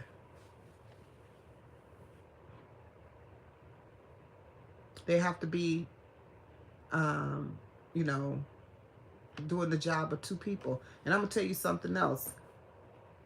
I don't know if this is too late for some of y'all or it's not. Uh, I did financial planning for after my husband passed away. I ended up, doing financial planning. I've been in real estate, insurance, and all that for a good part of my life. Good, big, long, big chunk of my life. And so I had my financial planning I was doing. I learned something that I didn't know that I wish I would have knew. And I don't even know if I would have knew then. Yeah, I definitely would have did it. But we were so young. When my husband passed away, I felt like we were so young. Uh, my husband passed away, and he was 46 years old. 46 years old. He just turned 46 years old, and he died the next month after he turned 46 years old. So that's young. That's young. And so I don't, we had life insurance, but it was through your job. So again, we're putting so much emphasis on allowing these jobs to hold our livelihood in their hands. You need to take control of your life insurance on your own. And you need to, if you are married and you have a spouse, what I would suggest you do, I'm not a financial, like I said, I'm not giving financial advice. I'm telling you what I would have done. So this is what I'm going to tell you. Because you have a family, if it takes your income and your spouse's income to maintain that household, then each one of you should have a policy that's 3 times the amount of your salary that's 3 times the amount of your salary for that policy so that you can have that as a cushion so that they will be able to live if you were to die. Hear me out one more time. Understand this. Let's say together you and your spouse make $150,000 together. Then you need a policy that is 3 times that amount. You need one, and your spouse needs one. So there should be two policies that um hurt my arm, are equal that amount. Why is that? If you pass away, not whole life. I'm sorry. I'm not gonna down any life. How about that? Any life. But whole life, I'm gonna tell you, whole life is the product that I did not promote. I promoted um term. And reason I did that is because what you would put to save in your, for, because your whole life is like putting money aside in addition to having a putting money aside and allowing them to, I guess, like a savings account, I guess, kind of thing, on a life policy, which is not, I mean, people think that's a good thing, but it's really not. Okay. It's better to take a term policy, which is more affordable, because that 3 times that amount on a whole life policy is going to cost you 3 arms, 4 legs, and a couple kids. Okay. But if you got the term policy for the same thing and you paid it on a monthly basis, it would be cheaper for you to do. And then you can your take another amount and put it, enroll it into your own IRA. Put it into like a 401k, but it'll be an IRA, because a Roth IRA, depending on your income bracket, right? So you're gonna put it into a Roth IRA. You put it into there, they ain't getting your babies. I know that's right. You put it into a Roth IRA and you let it grow. You know, you can pick what you're investing your money into. So you could choose what your money is being invested into so it can grow. That money that's growing in that Roth IRA, the same thing that you can do if you had it in the whole life policy. The difference is it's not tied up in that life policy. You don't have to pay it back to the life policy, because if it's, it's borrowing money against yourself. Same thing you do when you have a 401k. If you borrow money, you got to pay yourself back, kind of thing. I mean, at the end of the day, somebody's gaining out of that, because you ain't just paying yourself back, right? If you think about it that way. But in the Roth IRA, you rolling that money back into that, and that's money that you can live off of as well. So now you're not just leaving this life policy, because if you're young enough, you can get a 90-year term policy, which is what I have. I have a 90-year term policy myself. That was to age 90. I shouldn't say 90 years. Till age 90. And it does not depreciate. Whole life policies depreciate once you get to a certain age. They start to depreciate in value. Also, there's jobs that you have that when you get to a certain age, the policies begin to depreciate as well. I say have all the policies. Have it on your job. Have it, everywhere you can have it. It don't matter. Just have it everywhere.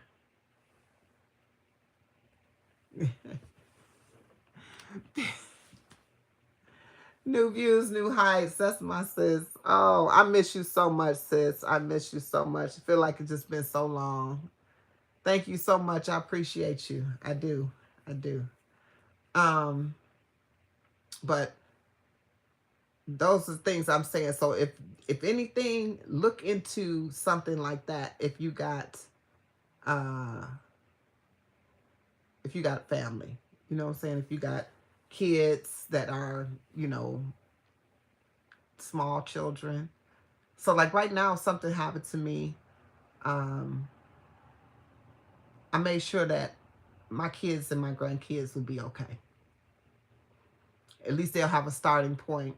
I've also been trying to teach them on how to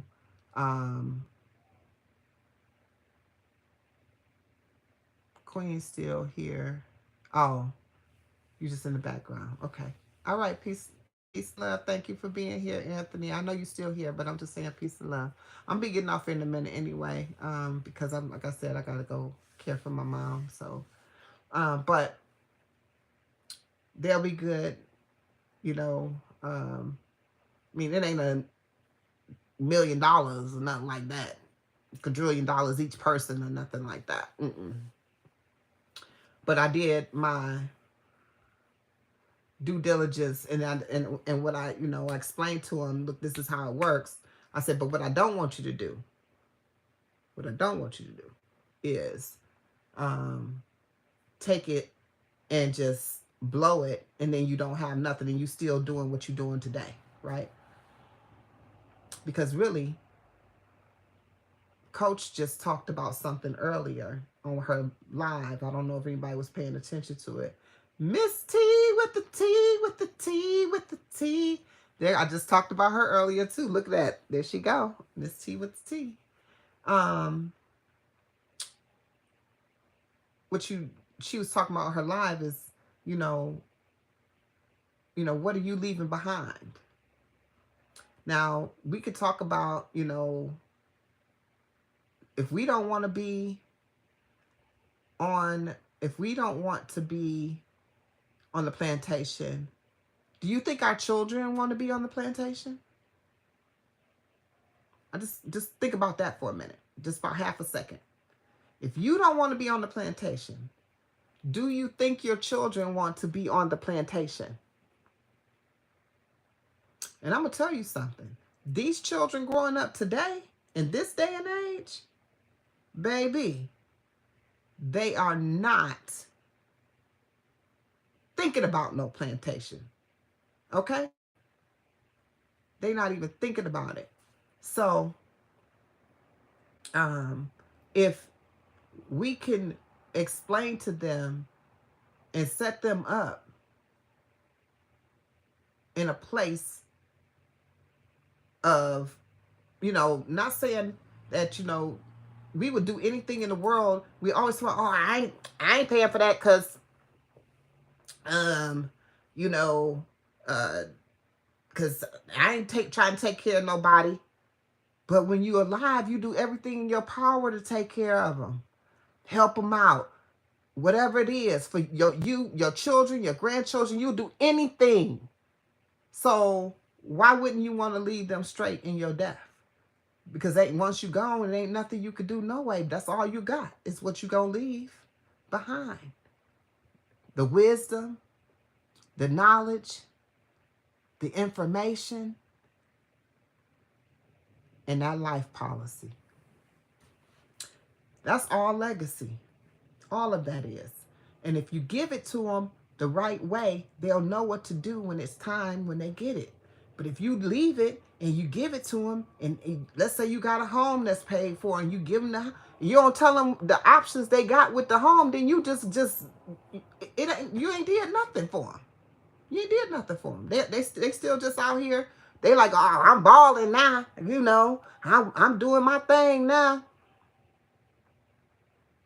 Yeah, my mama, and a lot of people like, ain't nothing can replace the, value of my mama. But they gonna be good. They gonna be riding around whatever let's even say they got 10,000 apiece. You get what I'm saying? Thank you, Coach Sherry. Thank you. So if they got 10,000, they're gonna be trying to ball on a budget. Being out here trying to buy a car, trying to put money on something. No. If you got money already, you got income. One thing I would tell them is build on that. Don't touch it. Put it in something. Let it grow. Whatever's going on, let it grow. Keep out what you need. Do what you're gonna do. What you need to do with it. But definitely invest. I mean, and if real estate is still real estate and like this, get you some of that too.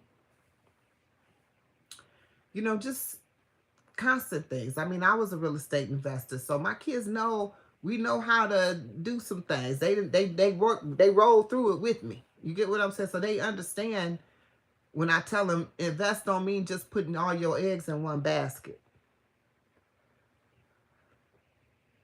That's why I got to get off this plantation. Because one thing I'm going to do before I'm out this joint, this juke joint right here, before I leave this plane and head to another plane, I am going to be traveling this world.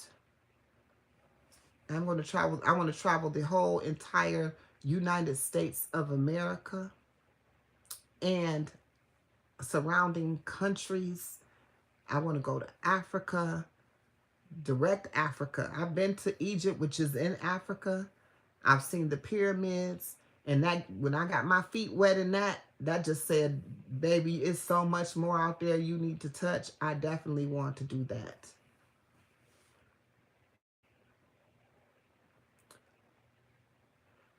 I definitely could talk to you about real estate investing. I mean, I don't no longer do it, but I definitely could tell you how it worked and and how I built it up, and all of that was tied to me and my husband, and a lot of stuff went left when he passed away. So I mean, because it was our thing, you know what I mean, and I did it. I mean, I was great at what I did, and I was the person, and I was the one in it, and and he was my partner. We was partners in that. So um I definitely will, Cozy. Yep, I got you. I keep calling you Cozy, but I'm gonna call you Cozy anyway, because you gonna answer. I know you are. Coco. Coco. I definitely will. I definitely will. But y'all know what time it is. I really appreciate y'all being in here tonight, celebrating with me and listening to my tangent. But when it come down to this plantation, baby, that's not my joint. I appreciate it. Thank you, Prim. Prim. Yes, yes. Um, Maybe y'all can catch the very beginning of the live. It tells you about the announcement that I made, because I kind of went over it. I didn't quite go over it again, but I definitely have some things up my sleeve. Coach Sherry, definitely want to involve you in that. So make sure you tap into that, please, for sure. Um, Make sure y'all go back and look at that from the beginning. It's at the very beginning where I talk about it. So you know, because this live all my lives are pretty long. So make sure you tap into those, um, into the beginning of the live up until I talk about the announcement. I mean, I can appreciate the watch hours too. And those that you were asking about Restream, just go onto my channel and look for the Restream video. It's going to be under live streams. It is a live stream. So, and then also it'll be under, I think, small content creator content or something like that as well, under the playlist. So you can find it there. Yeah, check it out, Coach. And if you are interested, please email me, because I would love to have you participate in that, if you would. I already had you on list. I just didn't see your email on your page, because I was going to send you an email, but I didn't see it on your channel. But for everyone else, y'all can go definitely check that out. As I told y'all, I got to go be Superwoman.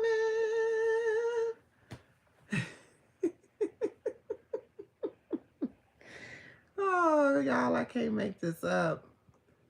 These days just get, longer and longer. But you know what feels great? I am going to say this and I'm going to get off here. You know what feels good, though? Is that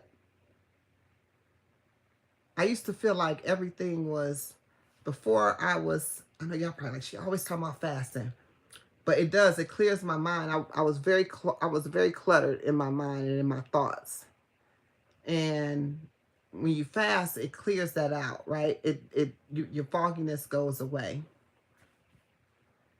Ezra Scott, I didn't see you, sis. Thank you so much for the congratulations. And so also I would love to have you as well, Ezra. Yes, yes. I forgot about what you do. That's for sure. I'm gonna email you too. So with my thoughts being clear, when was going live every day, y'all know I did that 40-day streak. When I was doing that, I felt overwhelmed. I felt a lot of anxiousness. I felt like I was losing time. I felt like everything was just piled on top of me. And I kept on was just trying, because it's like I was just moving and functioning, trying to make it happen, trying to, make everything happen. But as soon as it stopped, well, before it stopped, I had started fasting. So just so you know that. But as soon as it stopped doing that, as soon as I stopped going live every day, as you notice, I don't go live every day. But I'm still going live because I still enjoy connecting with everybody this way. I don't know why I'm congestion or something, but I do enjoy going live because it became something that I enjoy, right? Um, actually, 42 days straight. But I feel free, like being able to be on live with you. I've been on here, I don't know, over an hour, probably about an hour and a half now, and it feels good because now I'm just gonna end this live. I'm gonna go do what I gotta do, and I still have the rest of the night to myself. I'm not up here all night trying to fit this in to the end of the night. That's why I was always my late night lives. Y'all thought I did that intentionally to be on live late, but I didn't. I did it because of my time constraints, and also all of my anxiousness and all of my, like, I gotta get it done, gotta get it done, gotta get it done, gotta get it done. And I don't have that weighing over me like that. Now I can think clear because my mind is clear. I don't have a lot of clutter. Also, I decluttered a lot of things around me. Having clutter in your space, in your main spaces. Right now, y'all see I'm in my bedroom. I don't know if y'all can see that because I got my background up. I'm in my bedroom, and coloring, cleaning out clutter. Uh, the Oh, did you say support to everyone on here? Yes, support. I guess that, or let's say sub to everyone on here. Um, just if you clean out clutter around you, remove things that are not of use to you, you will be able to breathe better. You know what I mean? You'll breathe better. You'll feel better. Um, you roll better. Definitely that. Hold on one second here.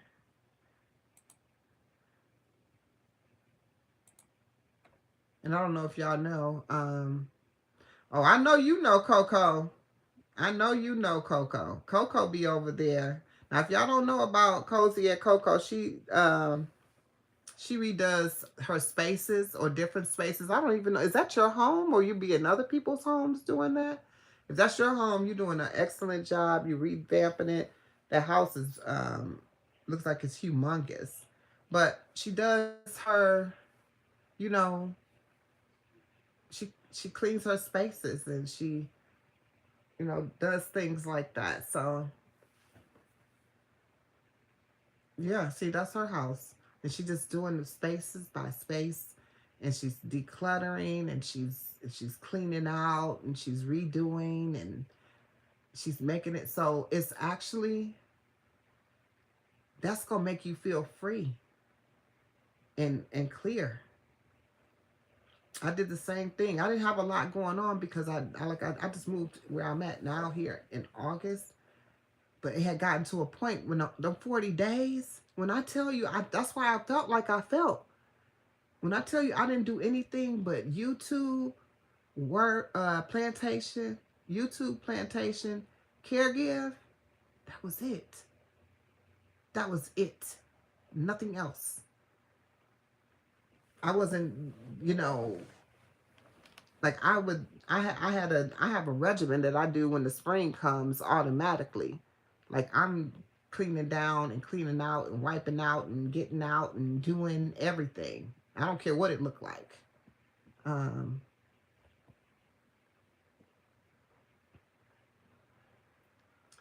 yes.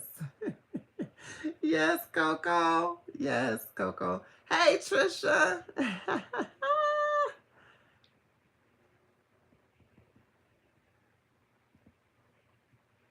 Don't be afraid to bring nothing into anything. If it's you, it's you. If I was if I was hold on. I don't have it or sitting. It's not sitting right next to me because I ran out of my sage downstairs because when people enter my space, I needed a screen put in because I don't play not being able to have my fresh air in my space in my house. I don't like that. I'm all about everything natural. And so I have a sliding door wall, and the screen wouldn't stay on track. So I called the people because I rent here. So I called the people, but them people came in my house, and I don't really like that. Like, I don't really like people bringing their energies into my space. I don't like you to have your shoes on in my house. I just don't like a lot of stuff like that because I actually can feel the difference when strange energies enter my space. I can feel it. So it's not saying that they're bad people, um, but I just don't, you know, I just don't like it. Um, Prim, so you know what I'm talking about. So as soon I'm talking about, I'm not waiting. I'm at the front door and closing it, waiting for them to walk away as I'm in the background lighting up the sage. And I got my Palo Santo. I got all of that. I got my candles up here. I know y'all done see me with my crystals on, my stones. I charge them in the sun and the moon. I don't mess around over here. Since I moved, I don't have my altar up though. That's the only thing I don't have going right now. And I'm just looking for the right space that I want to put it in because in my where I resided before, it was in my bedroom, but my bedroom was 3 times the size of this one. So, and I didn't have to share that space that I had my altar with anything else. But here, it will be on top of everything, and then it'll be too close to the plantation, and I really don't want that energy mixing with that energy. So I got to figure out what I'm gonna do with that, and even if I'm gonna even have it up here, but I definitely have altars and all that. Yeah, I have rose quartz. I have clear quartz. I have all of that. I mean, I roll with all of that. That's my. I like nature. I like natural. I like healing, and I know that these are things that used to happen in before. You know, at one time in life, there was a time when healing took place with these type of tools and things, herbs, fresh herbs, remedies, holistic health. I'm all for it. You know, you think about all the sayings that used to be said was things like an apple a day keeps the doctor away. I want y'all to think about why would that even be a saying? Do you think it was just a nursery rhyme? Think about that. It says, starve a fever, feed a cold. No, I'm sorry. Feed a fever, starve a cold. No, feed a fever, starve a cold. I think that's what it is. Yeah, feed a fever, starve a cold. Think about that. Feed a fever, starve a cold. That's because to thank you, I cherish church. I appreciate it. See, she growing mint, aloe, and basil. I'm growing some mint. I got an aloe plant downstairs that I had for years. years. And I water it probably twice a year. And I break off of it and it still grows. And I planted some mint and basil in my garden this year. The first time I had a garden. But to starve a cold is fasting. Fasting over a period of time regenerates damaged cells. It's called autophagy. When your body goes into autophagy, it starts to rebuild the damaged cells in your body and regenerate them. Your body is amazing. It does it on its own. So if you starve this cold, do you realize that you are going to remove those things from your body? See,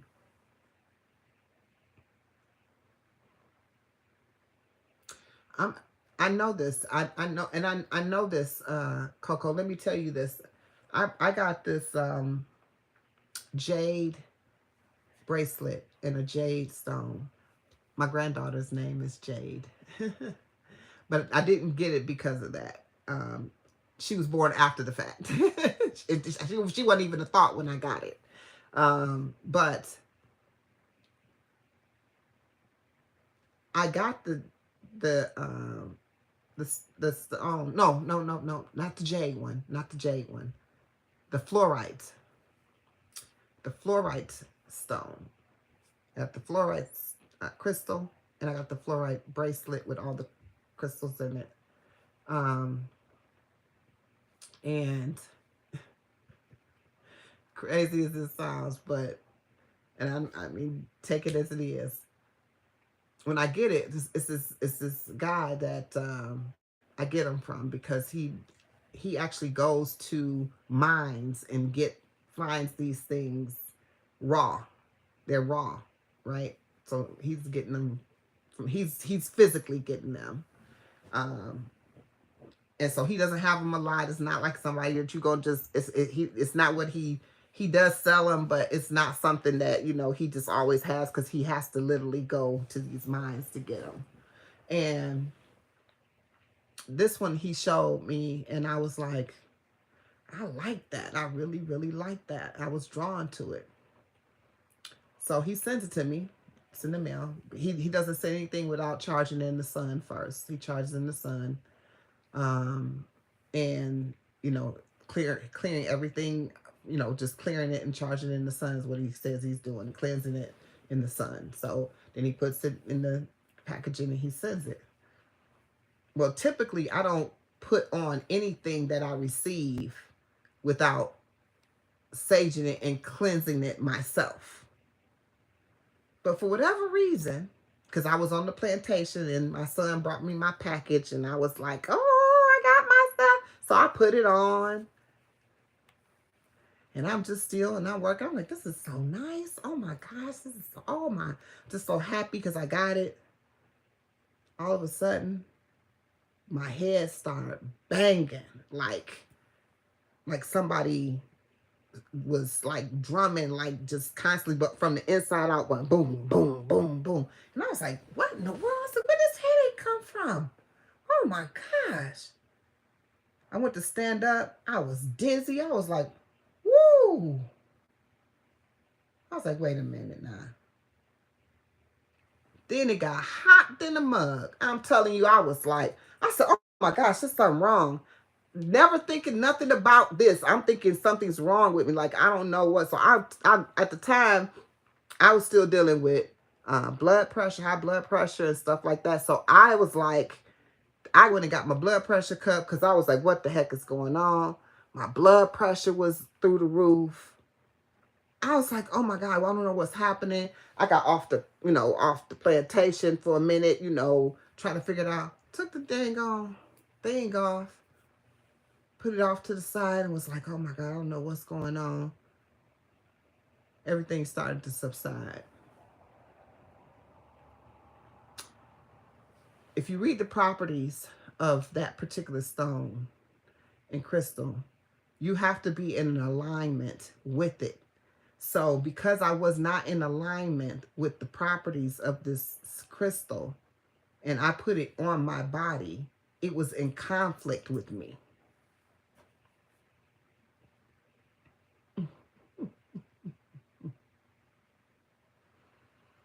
Yeah. Because then once I did, and now I can wear it with no issues. Yeah, I know. And when I told the guy about it, before I could even get it out, he was like, he said, did you cleanse it first? Did you like associate yourself with it? And what, did you put your intentions? Did you line your intentions up with it before you? And I was like, what are you like? No. But I mean, I always do that, but I didn't do it for this one because it was just like I got some new jewelry. You get what I'm trying to say? Like, oh, this is nice. So let me show y'all something. Let me see. I'm gonna take this background off. Okay, I'm gonna show y'all something right here. So this is citrine. This is my sun catcher. Let's see if it turns around. Can y'all see that? This is my sun catcher. And all of these are citrine stones. You see that?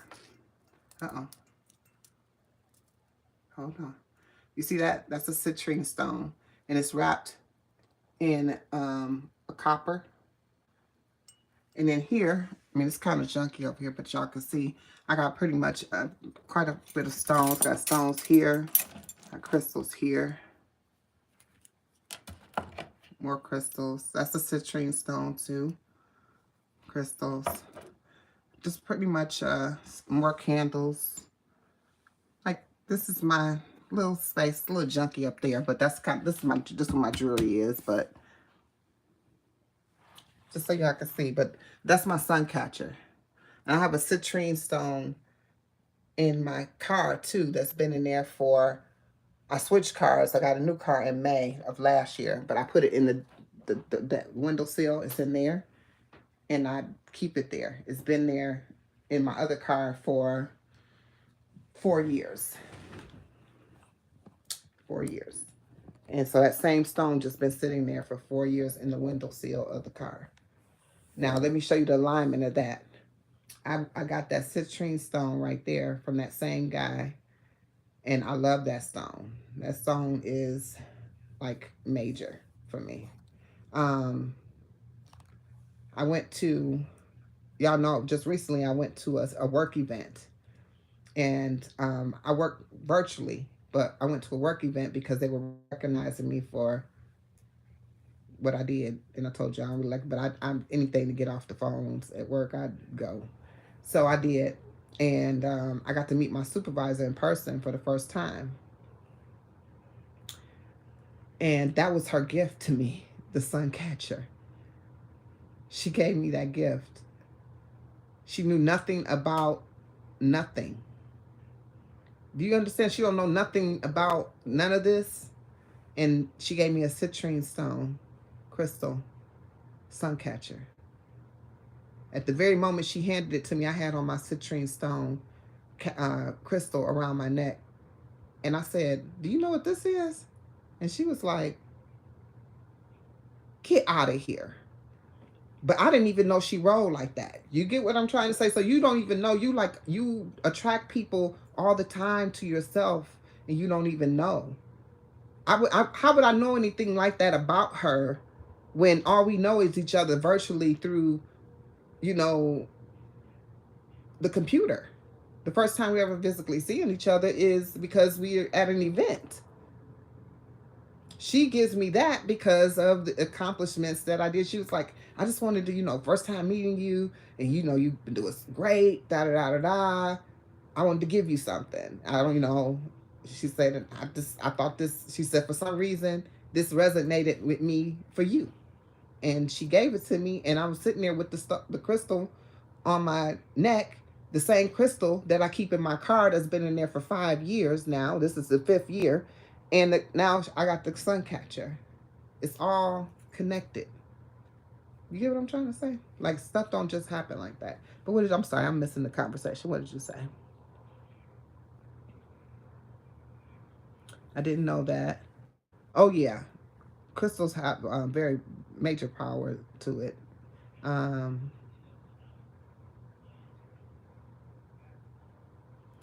is that a return to sender? What does that mean? Say that. Tell me what that is, Trisha. Um, living stones. People think they are dead. You don't know what was prayed over.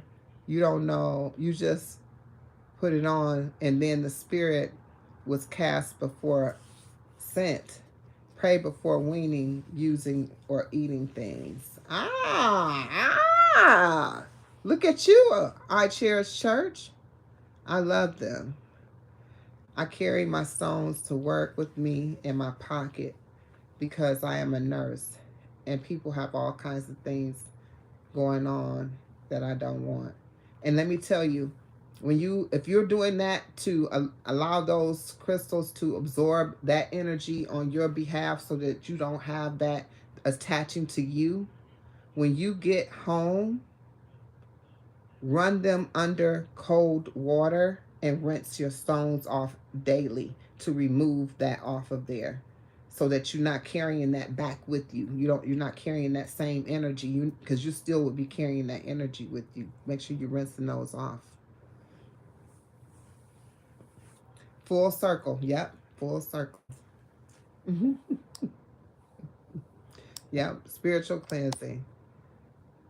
See? And the is it moldavite? I think it's moldavite. Let me see if that's what it's called. I think that's what it's called. Moldavite crystal.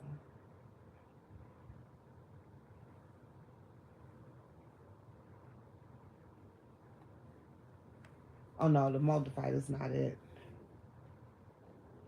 The moldavite is the transformation crystal. So um, it says it manifests its desires and intentions into reality. That's right. I Cherish Church putting it out there.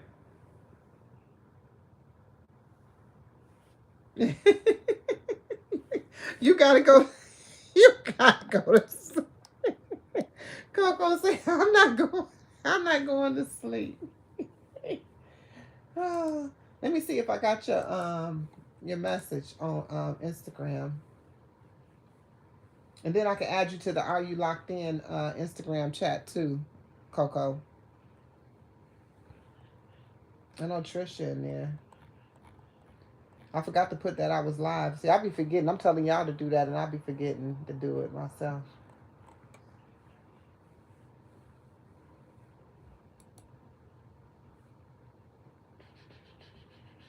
I just want to make sure I got it.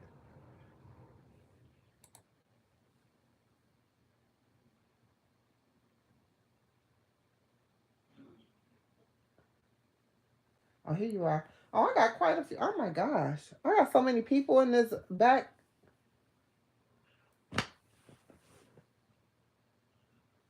I got so many messages that I have not seen.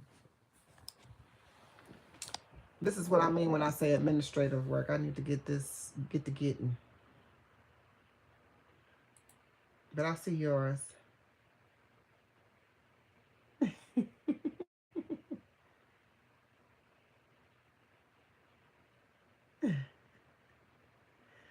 Oh, and that's what you wanted. I just said that I could put you in there. I got you. I got you. I got you. I got you. I got you. I don't know how it says. If you accept, they will be able to call you and see you. Yeah, I don't know how to not accept it. How do I not accept it? I don't want to not accept it. How do I? It won't let me respond to you. That's weird. Your picture is beautiful, Coco.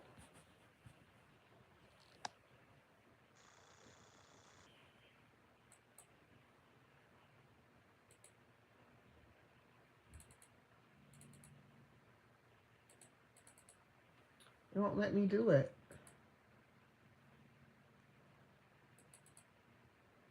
Oh, there, it took me to Instagram. Let me follow back.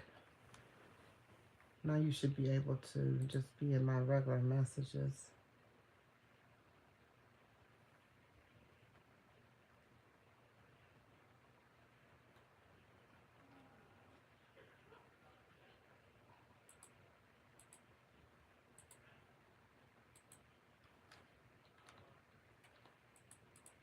Okay, now I'm gonna add you to the chat.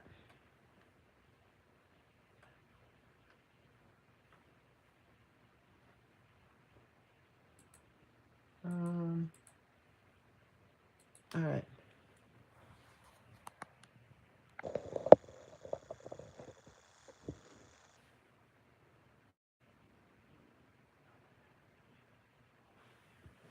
Yes.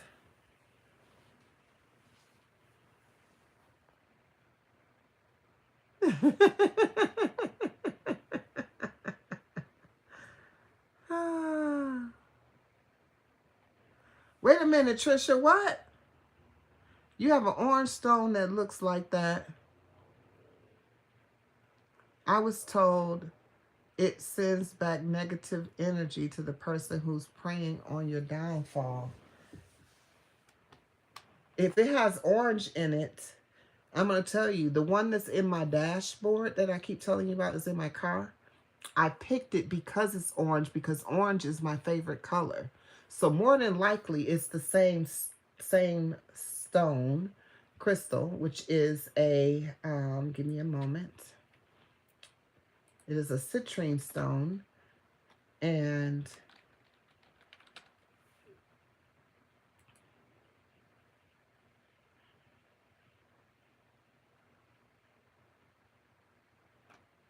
so, yeah, this is what I've known it for.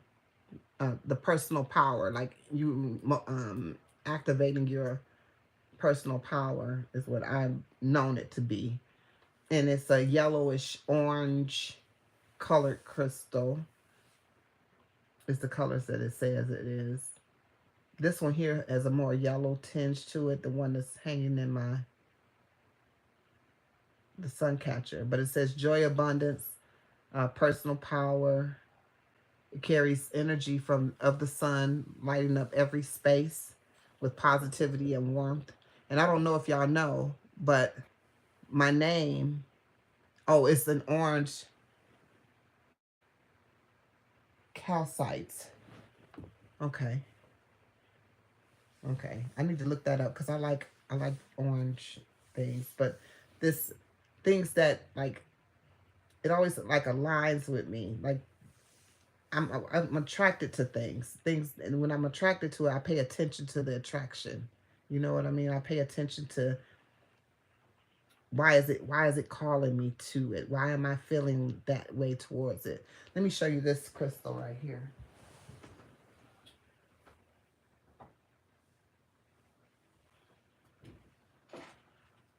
So I have this one. Isn't it gorgeous? This is a carnelian stone. This is the most beautiful stone I've ever seen, crystal, until I saw a different cut of that same stone. And then I was like, this is the most beautiful crystal I've ever seen. Look at that one. And this is a carnelian stone. So this one is called carnelian. This one, carnelian stone. Let me pull up that real quick. Carnelian stone. Okay. This one, it says, it's good for speaking in public spaces. Creativity, strength, bravery, courage, vibrancy.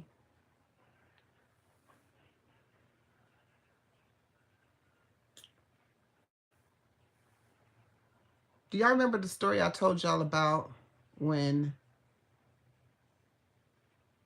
you said orange health? Oh, you was talking about what she said. Okay. Um, do y'all remember the story I told? I don't know if any of y'all ever seen that. The story I told about when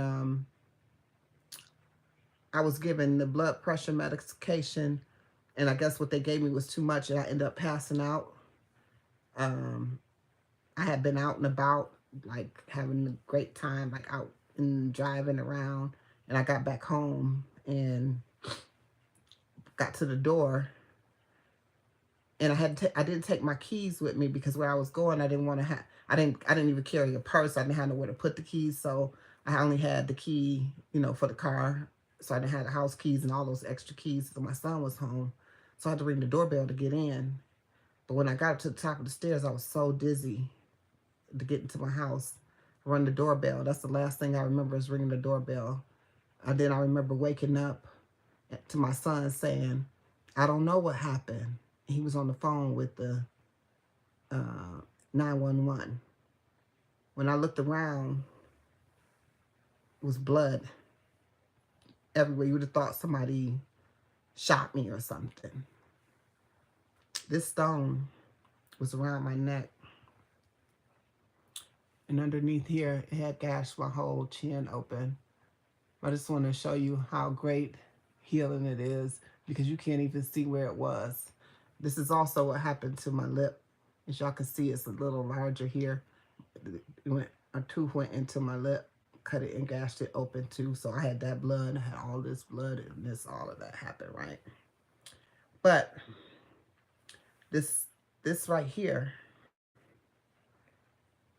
carried trauma from me because I was like, because I had this on, it is what I fell on that caused to gash it open. But then I also look at it and say there was something that must have made me come back too. Because how did I just come? I just came back too. Like I mean, and when I came to, I was wide awake, no drought, and all with all that blood and everything. I was up and moving. I can remember everything after that point. I just can't remember. I don't know how I got on the floor. It's almost like I don't remember that happening. I just remember getting to the top of the stairs, and then after that, I remember waking up off the floor. And according to my son, I wasn't even out that long. He just was like, he couldn't believe the amount of blood he saw, so he just called 911. But I had this stone on, this crystal. So this crystal carried a lot of trauma for me because I had it on. If you can see, it's got like a sharp points on it. So I don't know what part of it was. So this past year, so now I'm good with this crystal now because this past year, when I went to, last year in June, when I went to Egypt, I was at the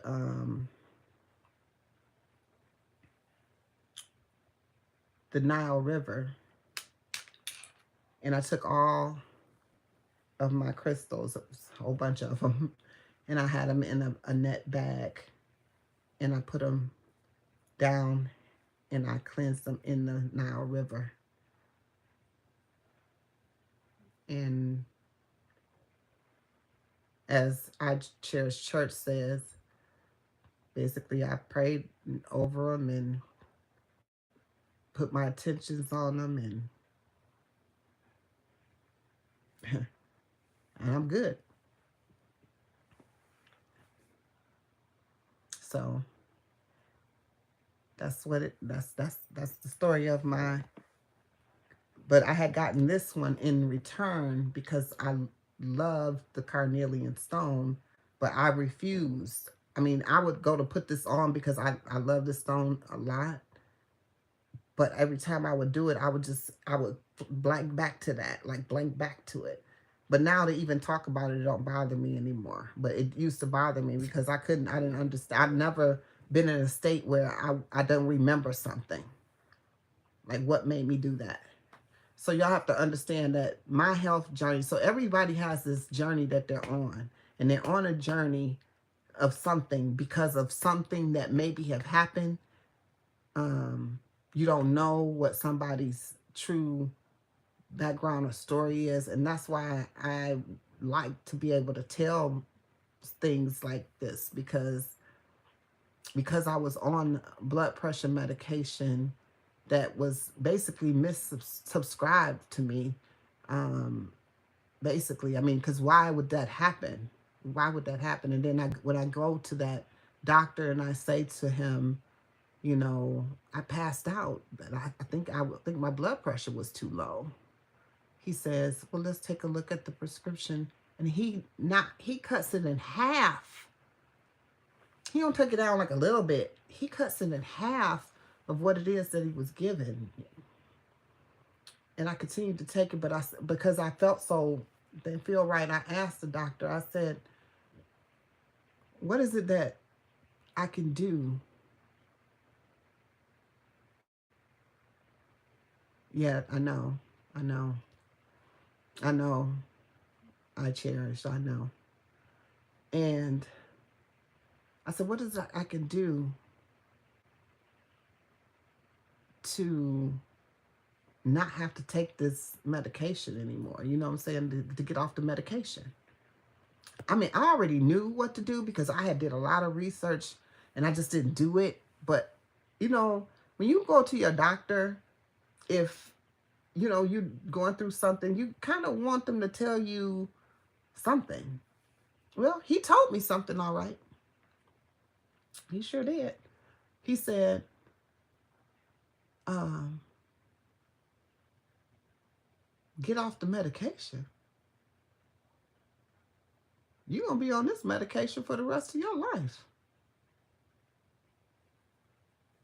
I told that story on my, so I thought maybe you might have heard it or might not have heard it, but I told that story on my video for my journey, fasting journey video that I did about how the doctor told me that.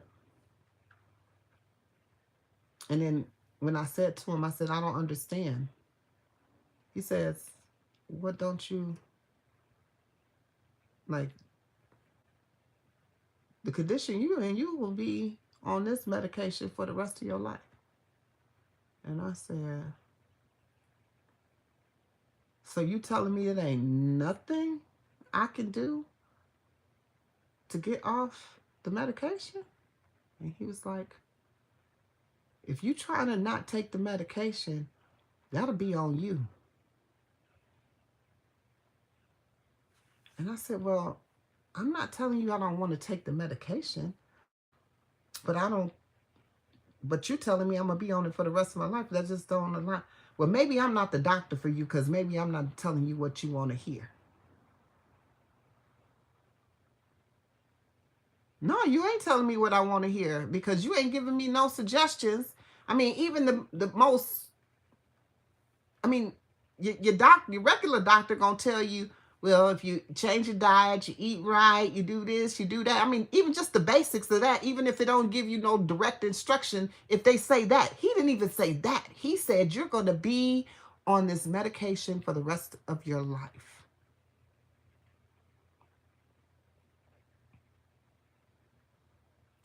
So at that point, I want you to know that statement saved my life. That statement saved my life. Saved my life. Why did it save my life? Because it ain't no way in the world that man was going to tell me something that I already knew was possible to do. I knew it was possible to come off of medication for blood pressure, high blood pressure, because I've seen too many people do it. Right? I saw testimonies of people who had high blood pressure and then was off high blood pressure medication based on their diet. So because I had already studied and knew this about it, I wanted to know what he had to say about it because maybe he had something he could add to it or something that I could implement together because I'm all about implementation, making it work for me the way I needed to work.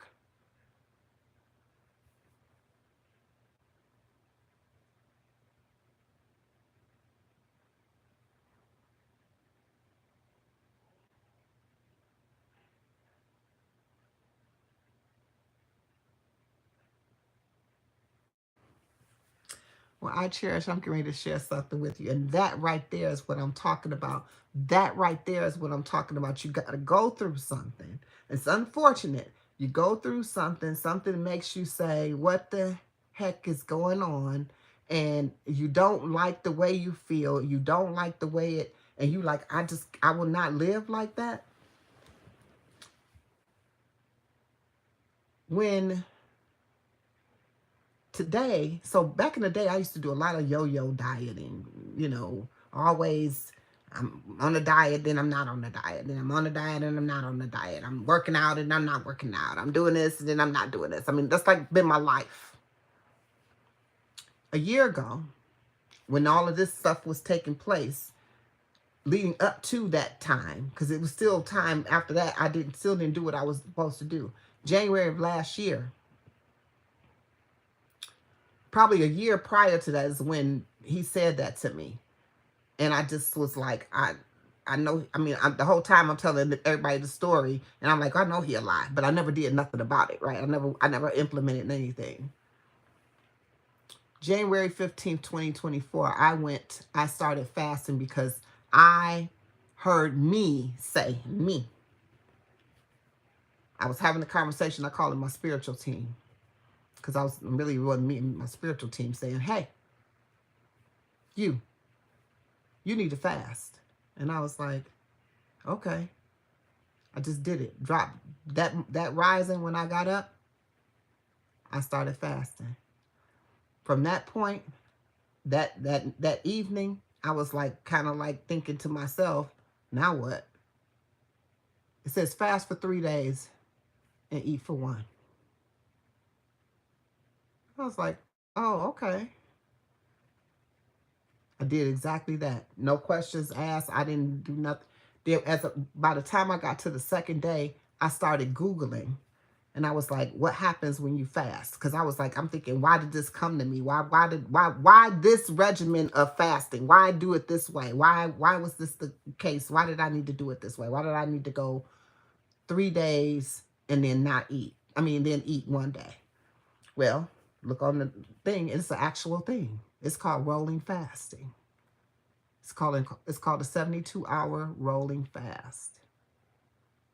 I didn't even know. I had never heard of it. It just came to me. Fasting, I heard about. 72-hour rolling fast, I had not heard about. And that's what it is. So today, that's what I'm doing until April 22nd.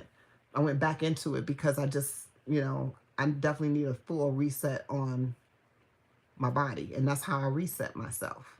And that's what I did then. I reset myself. I did that for 30 days. And in the next 30 days, I implemented still doing 3 days and then eating 2 days.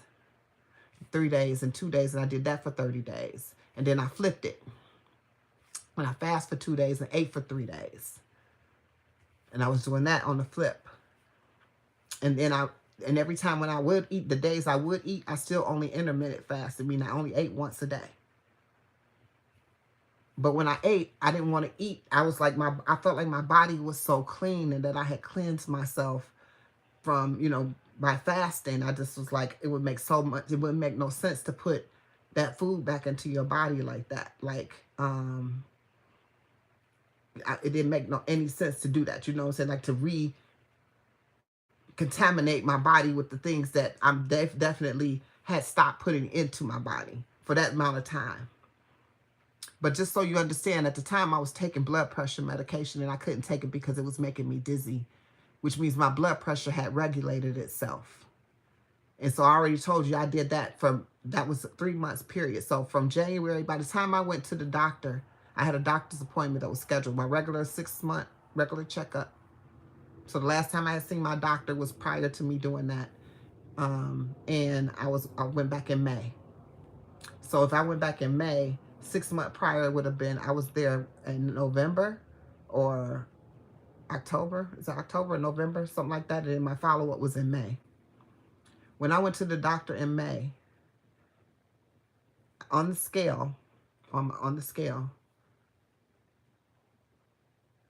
the first thing was the scale. So the nurse weighed me and she was like, can you get back on the scale again, please? So I get back on the scale. And she's like, okay. She write it down, go in there. She do my blood pressure. And she was like, I see you on this medication and this medication. I said, well, I don't take those. I don't take those anymore. It was 2 medications. I was like, I don't take those anymore because it was making me dizzy. I couldn't take it. I said, I haven't taken it in like 2 months. And she was like, oh, okay. All right. She's like, but your blood pressure is 116, is 116 over 70. She's like, that's like the blood pressure of a kid. I said, she's like, well, the last time you were here, your blood pressure was like 132 over 90.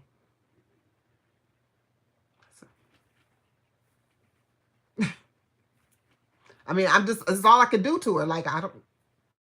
So she goes and she gets the doctor and bring the doctor in there. Doctor says, comes in there, I hear you're not taking your blood pressure medication anymore. I said, mm-mm. I said, I couldn't take it anymore. It was making me dizzy. And, making me feel weak. And I was feeling like I felt that time when I had because it's a new doctor. I'm not seeing that butthole doctor, the one that told me I was going to be on it for the rest of my life. I won't see him no more. I wish I was seeing him so he could just have his mouth on the flow.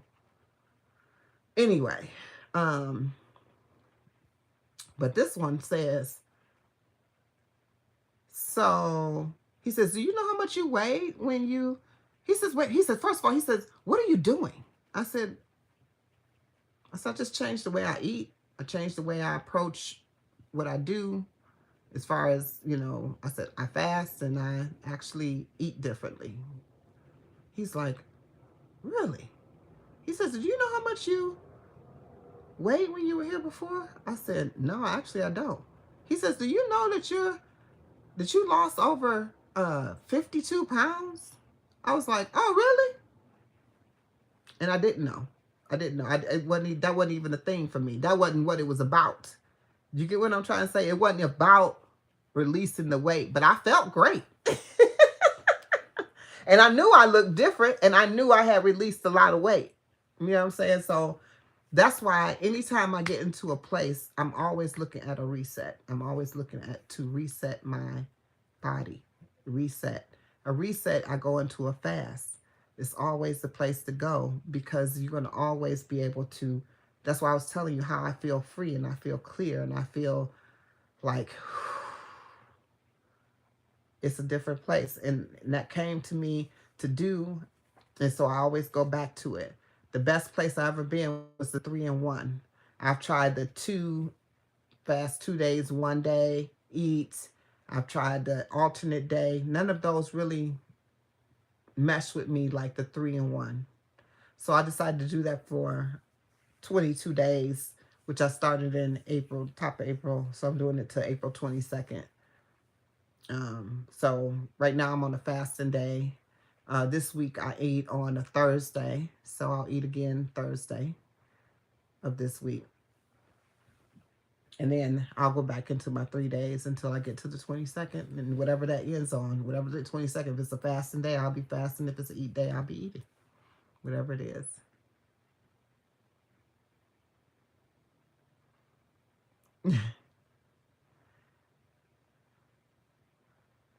Yeah, I talk about it in my, well, I journal everything. So I talk about, that video, it tells about my whole history of everything.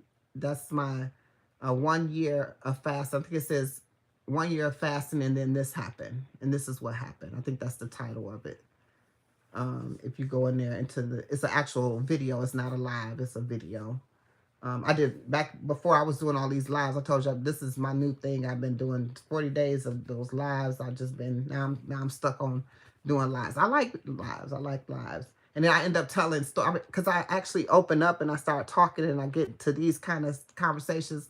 And people never really get to this part of a video because most times this happens towards the end like this. And we're so far into the video. If people are watching the replay, they're not going to hear this because they're only going to go so far. Nobody's going to sit there and watch 2-3 hours of it and get to the meat and potatoes because that's usually where that's when I start dropping a story or some information or some type of nugget. So we started, we're having a great conversation, you know. Um, I cherish church, you're right. Healed naturally. That's it. And every time I think about it, it's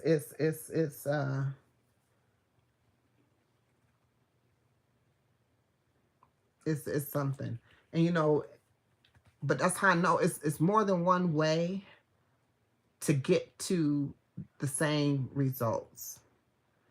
And so kind of to bring back up the very top of this video is what I was talking about. You know, I want to do panels with people who have done things that are similar to this kind of situation and have these kind of talks where people are, you know, able to get the information and on more than one level, that they don't just, you know, they're just not hearing it, my story, but they're hearing other people's story, you know, and what kind of situation they were in, you know, giving, you know, bits and pieces and nuggets of things that people can do, you know. Um, Thank you, I cherish. I appreciate that. Yep. It wasn't though. It wasn't. It wasn't. I also deal with hyperthyroidism, and I used to take 4 pills for that because it would, you know, cause my metabolism to increase and cause my heart rate to go through the sky, and also raise my blood pressure too. Like it would cause, it would seem like it was crazy. The palpitations was off the hook. I didn't know what was wrong with me, and I got diagnosed with that. But to find out, I loved um,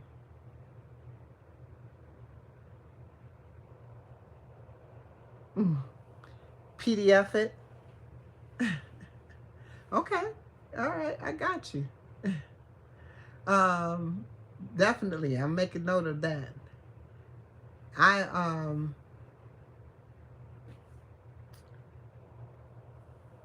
started taking the medication. I forgot what I was saying, but I started taking the medication for the thyroid, and when it started slowing down, I had dropped so much weight because my metabolism. I in 1 week because my thyroid was off the chain. Oh, I was telling you. Oh, I found out that seafood, um, things like that, is iodine heavy, which can impact your thyroid. And my favorite food that I could eat every day, and I almost did eat every day, was seafood. Some type of fish, whether it was tuna fish or uh, baked fish or salmon or something, shrimp or whatever. I liked, that was my thing. The whole time I was jacking myself up, I didn't know it. So sad part about it is what you don't know, you don't know. So that kind of led me to also, all these things all led me to not eating meat. Because of, I found out how long meat stay in your system. And that's another reason, you know, she mentions my skin, but that's comes from, you know, I don't have anything that sits in my system for any amount of time. So it's nothing, no impurities coming out of my skin in that way. So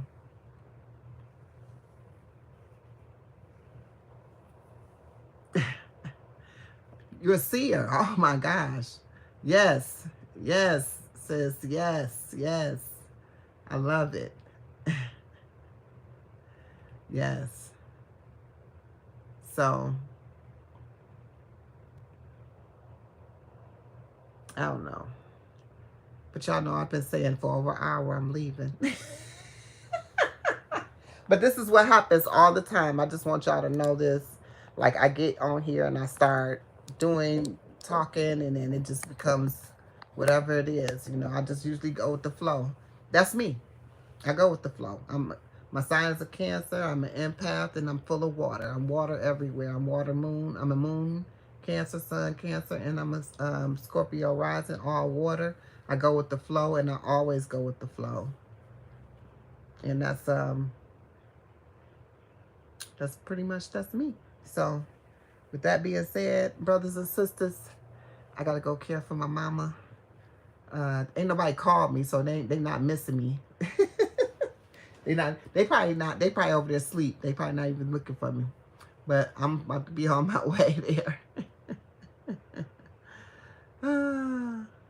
This is my mother started this way of living in the 80s, and we thought she was crazy. Wow. Wow. Wow. When you say that, when you say what you're saying right now, do you know that I'm gonna read it out loud so if anybody reading they'll know what I'm talking about. She said, "My mother started this way of living in the 80s. We thought she was crazy. Now I wish she was here." Watch this. When I started being like I am right now, all of this, everything that I've been talking about and more, it's way more to this than this. My kids felt like that too. They thought their mama had lost their mind. It wasn't until I showed them that I had, based on what I was doing, I healed myself.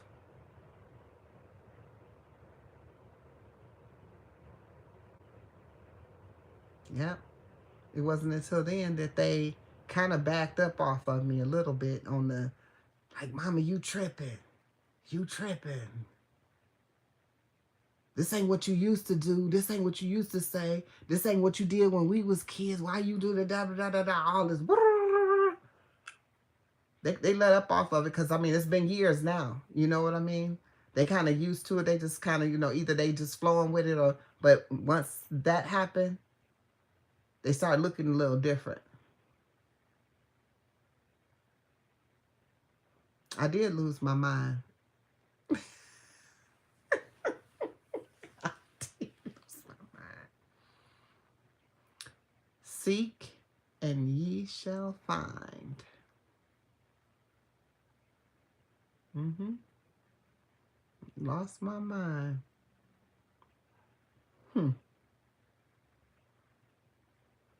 You see how our chair is saying that her mama used to do that in the 80s, and you know they wasn't rolling with that because that was something that was not of that. You get what I mean? Like, it wasn't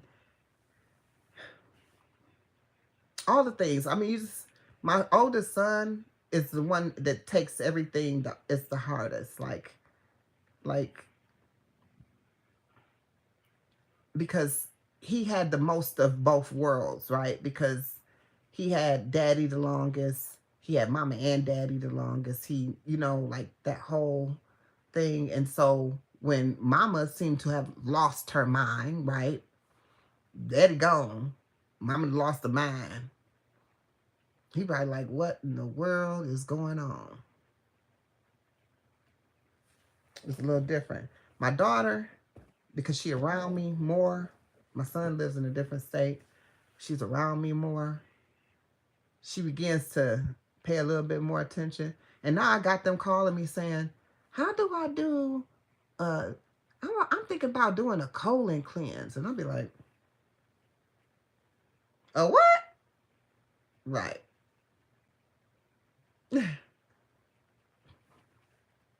So I don't know, right.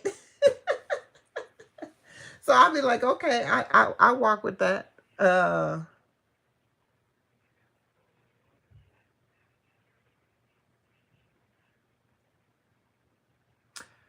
Give me some of that sugar cane. Give me some of that sugar cane. I'm sorry, the real Fee Nicole. I missed your live tonight. I've been on here this whole time. I've been on here this whole time. I've been talking about I'm getting off here for over an hour now. But I definitely would catch the replay because I need to find out who that is because I don't even know her. Antonese.com. But I am getting off of here now. Fifi, I hope you had a great live. I hope everything turned out really well over there.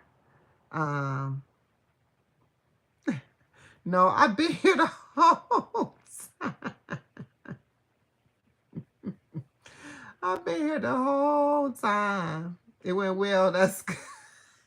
I've been here the whole time.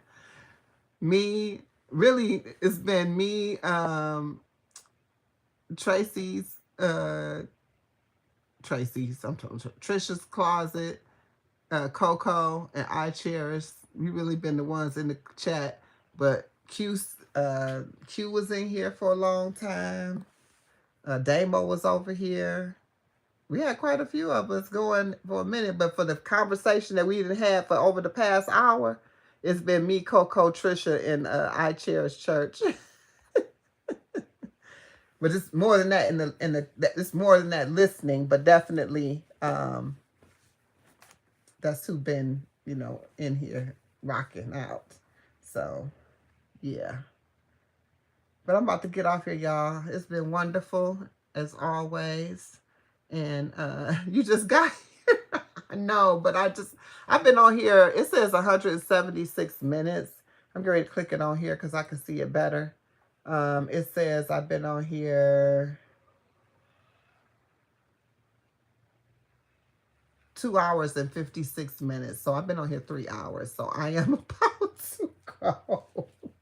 I definitely know. See, this is what I was talking about, y'all. So I have thought about in the past, cutting the video down to where the meat and potatoes start.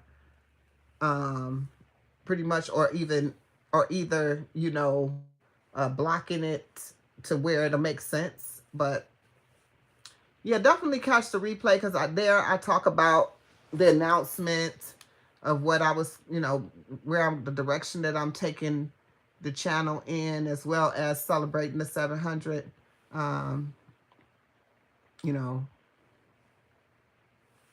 hitting 700. I know, I cherish. She say, wow.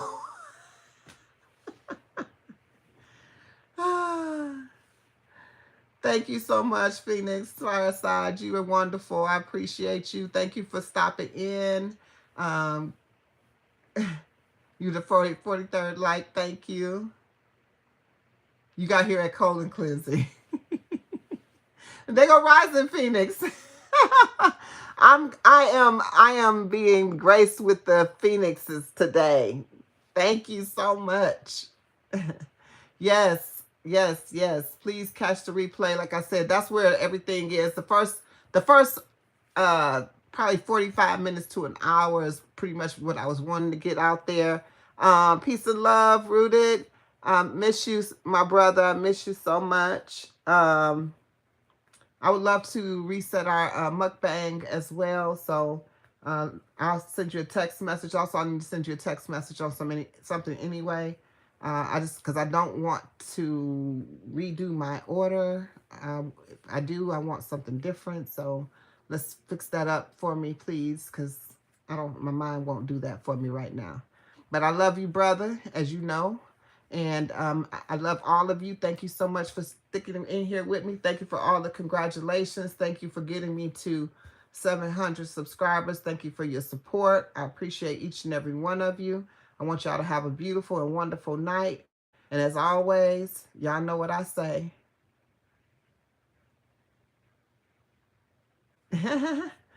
Peace and love.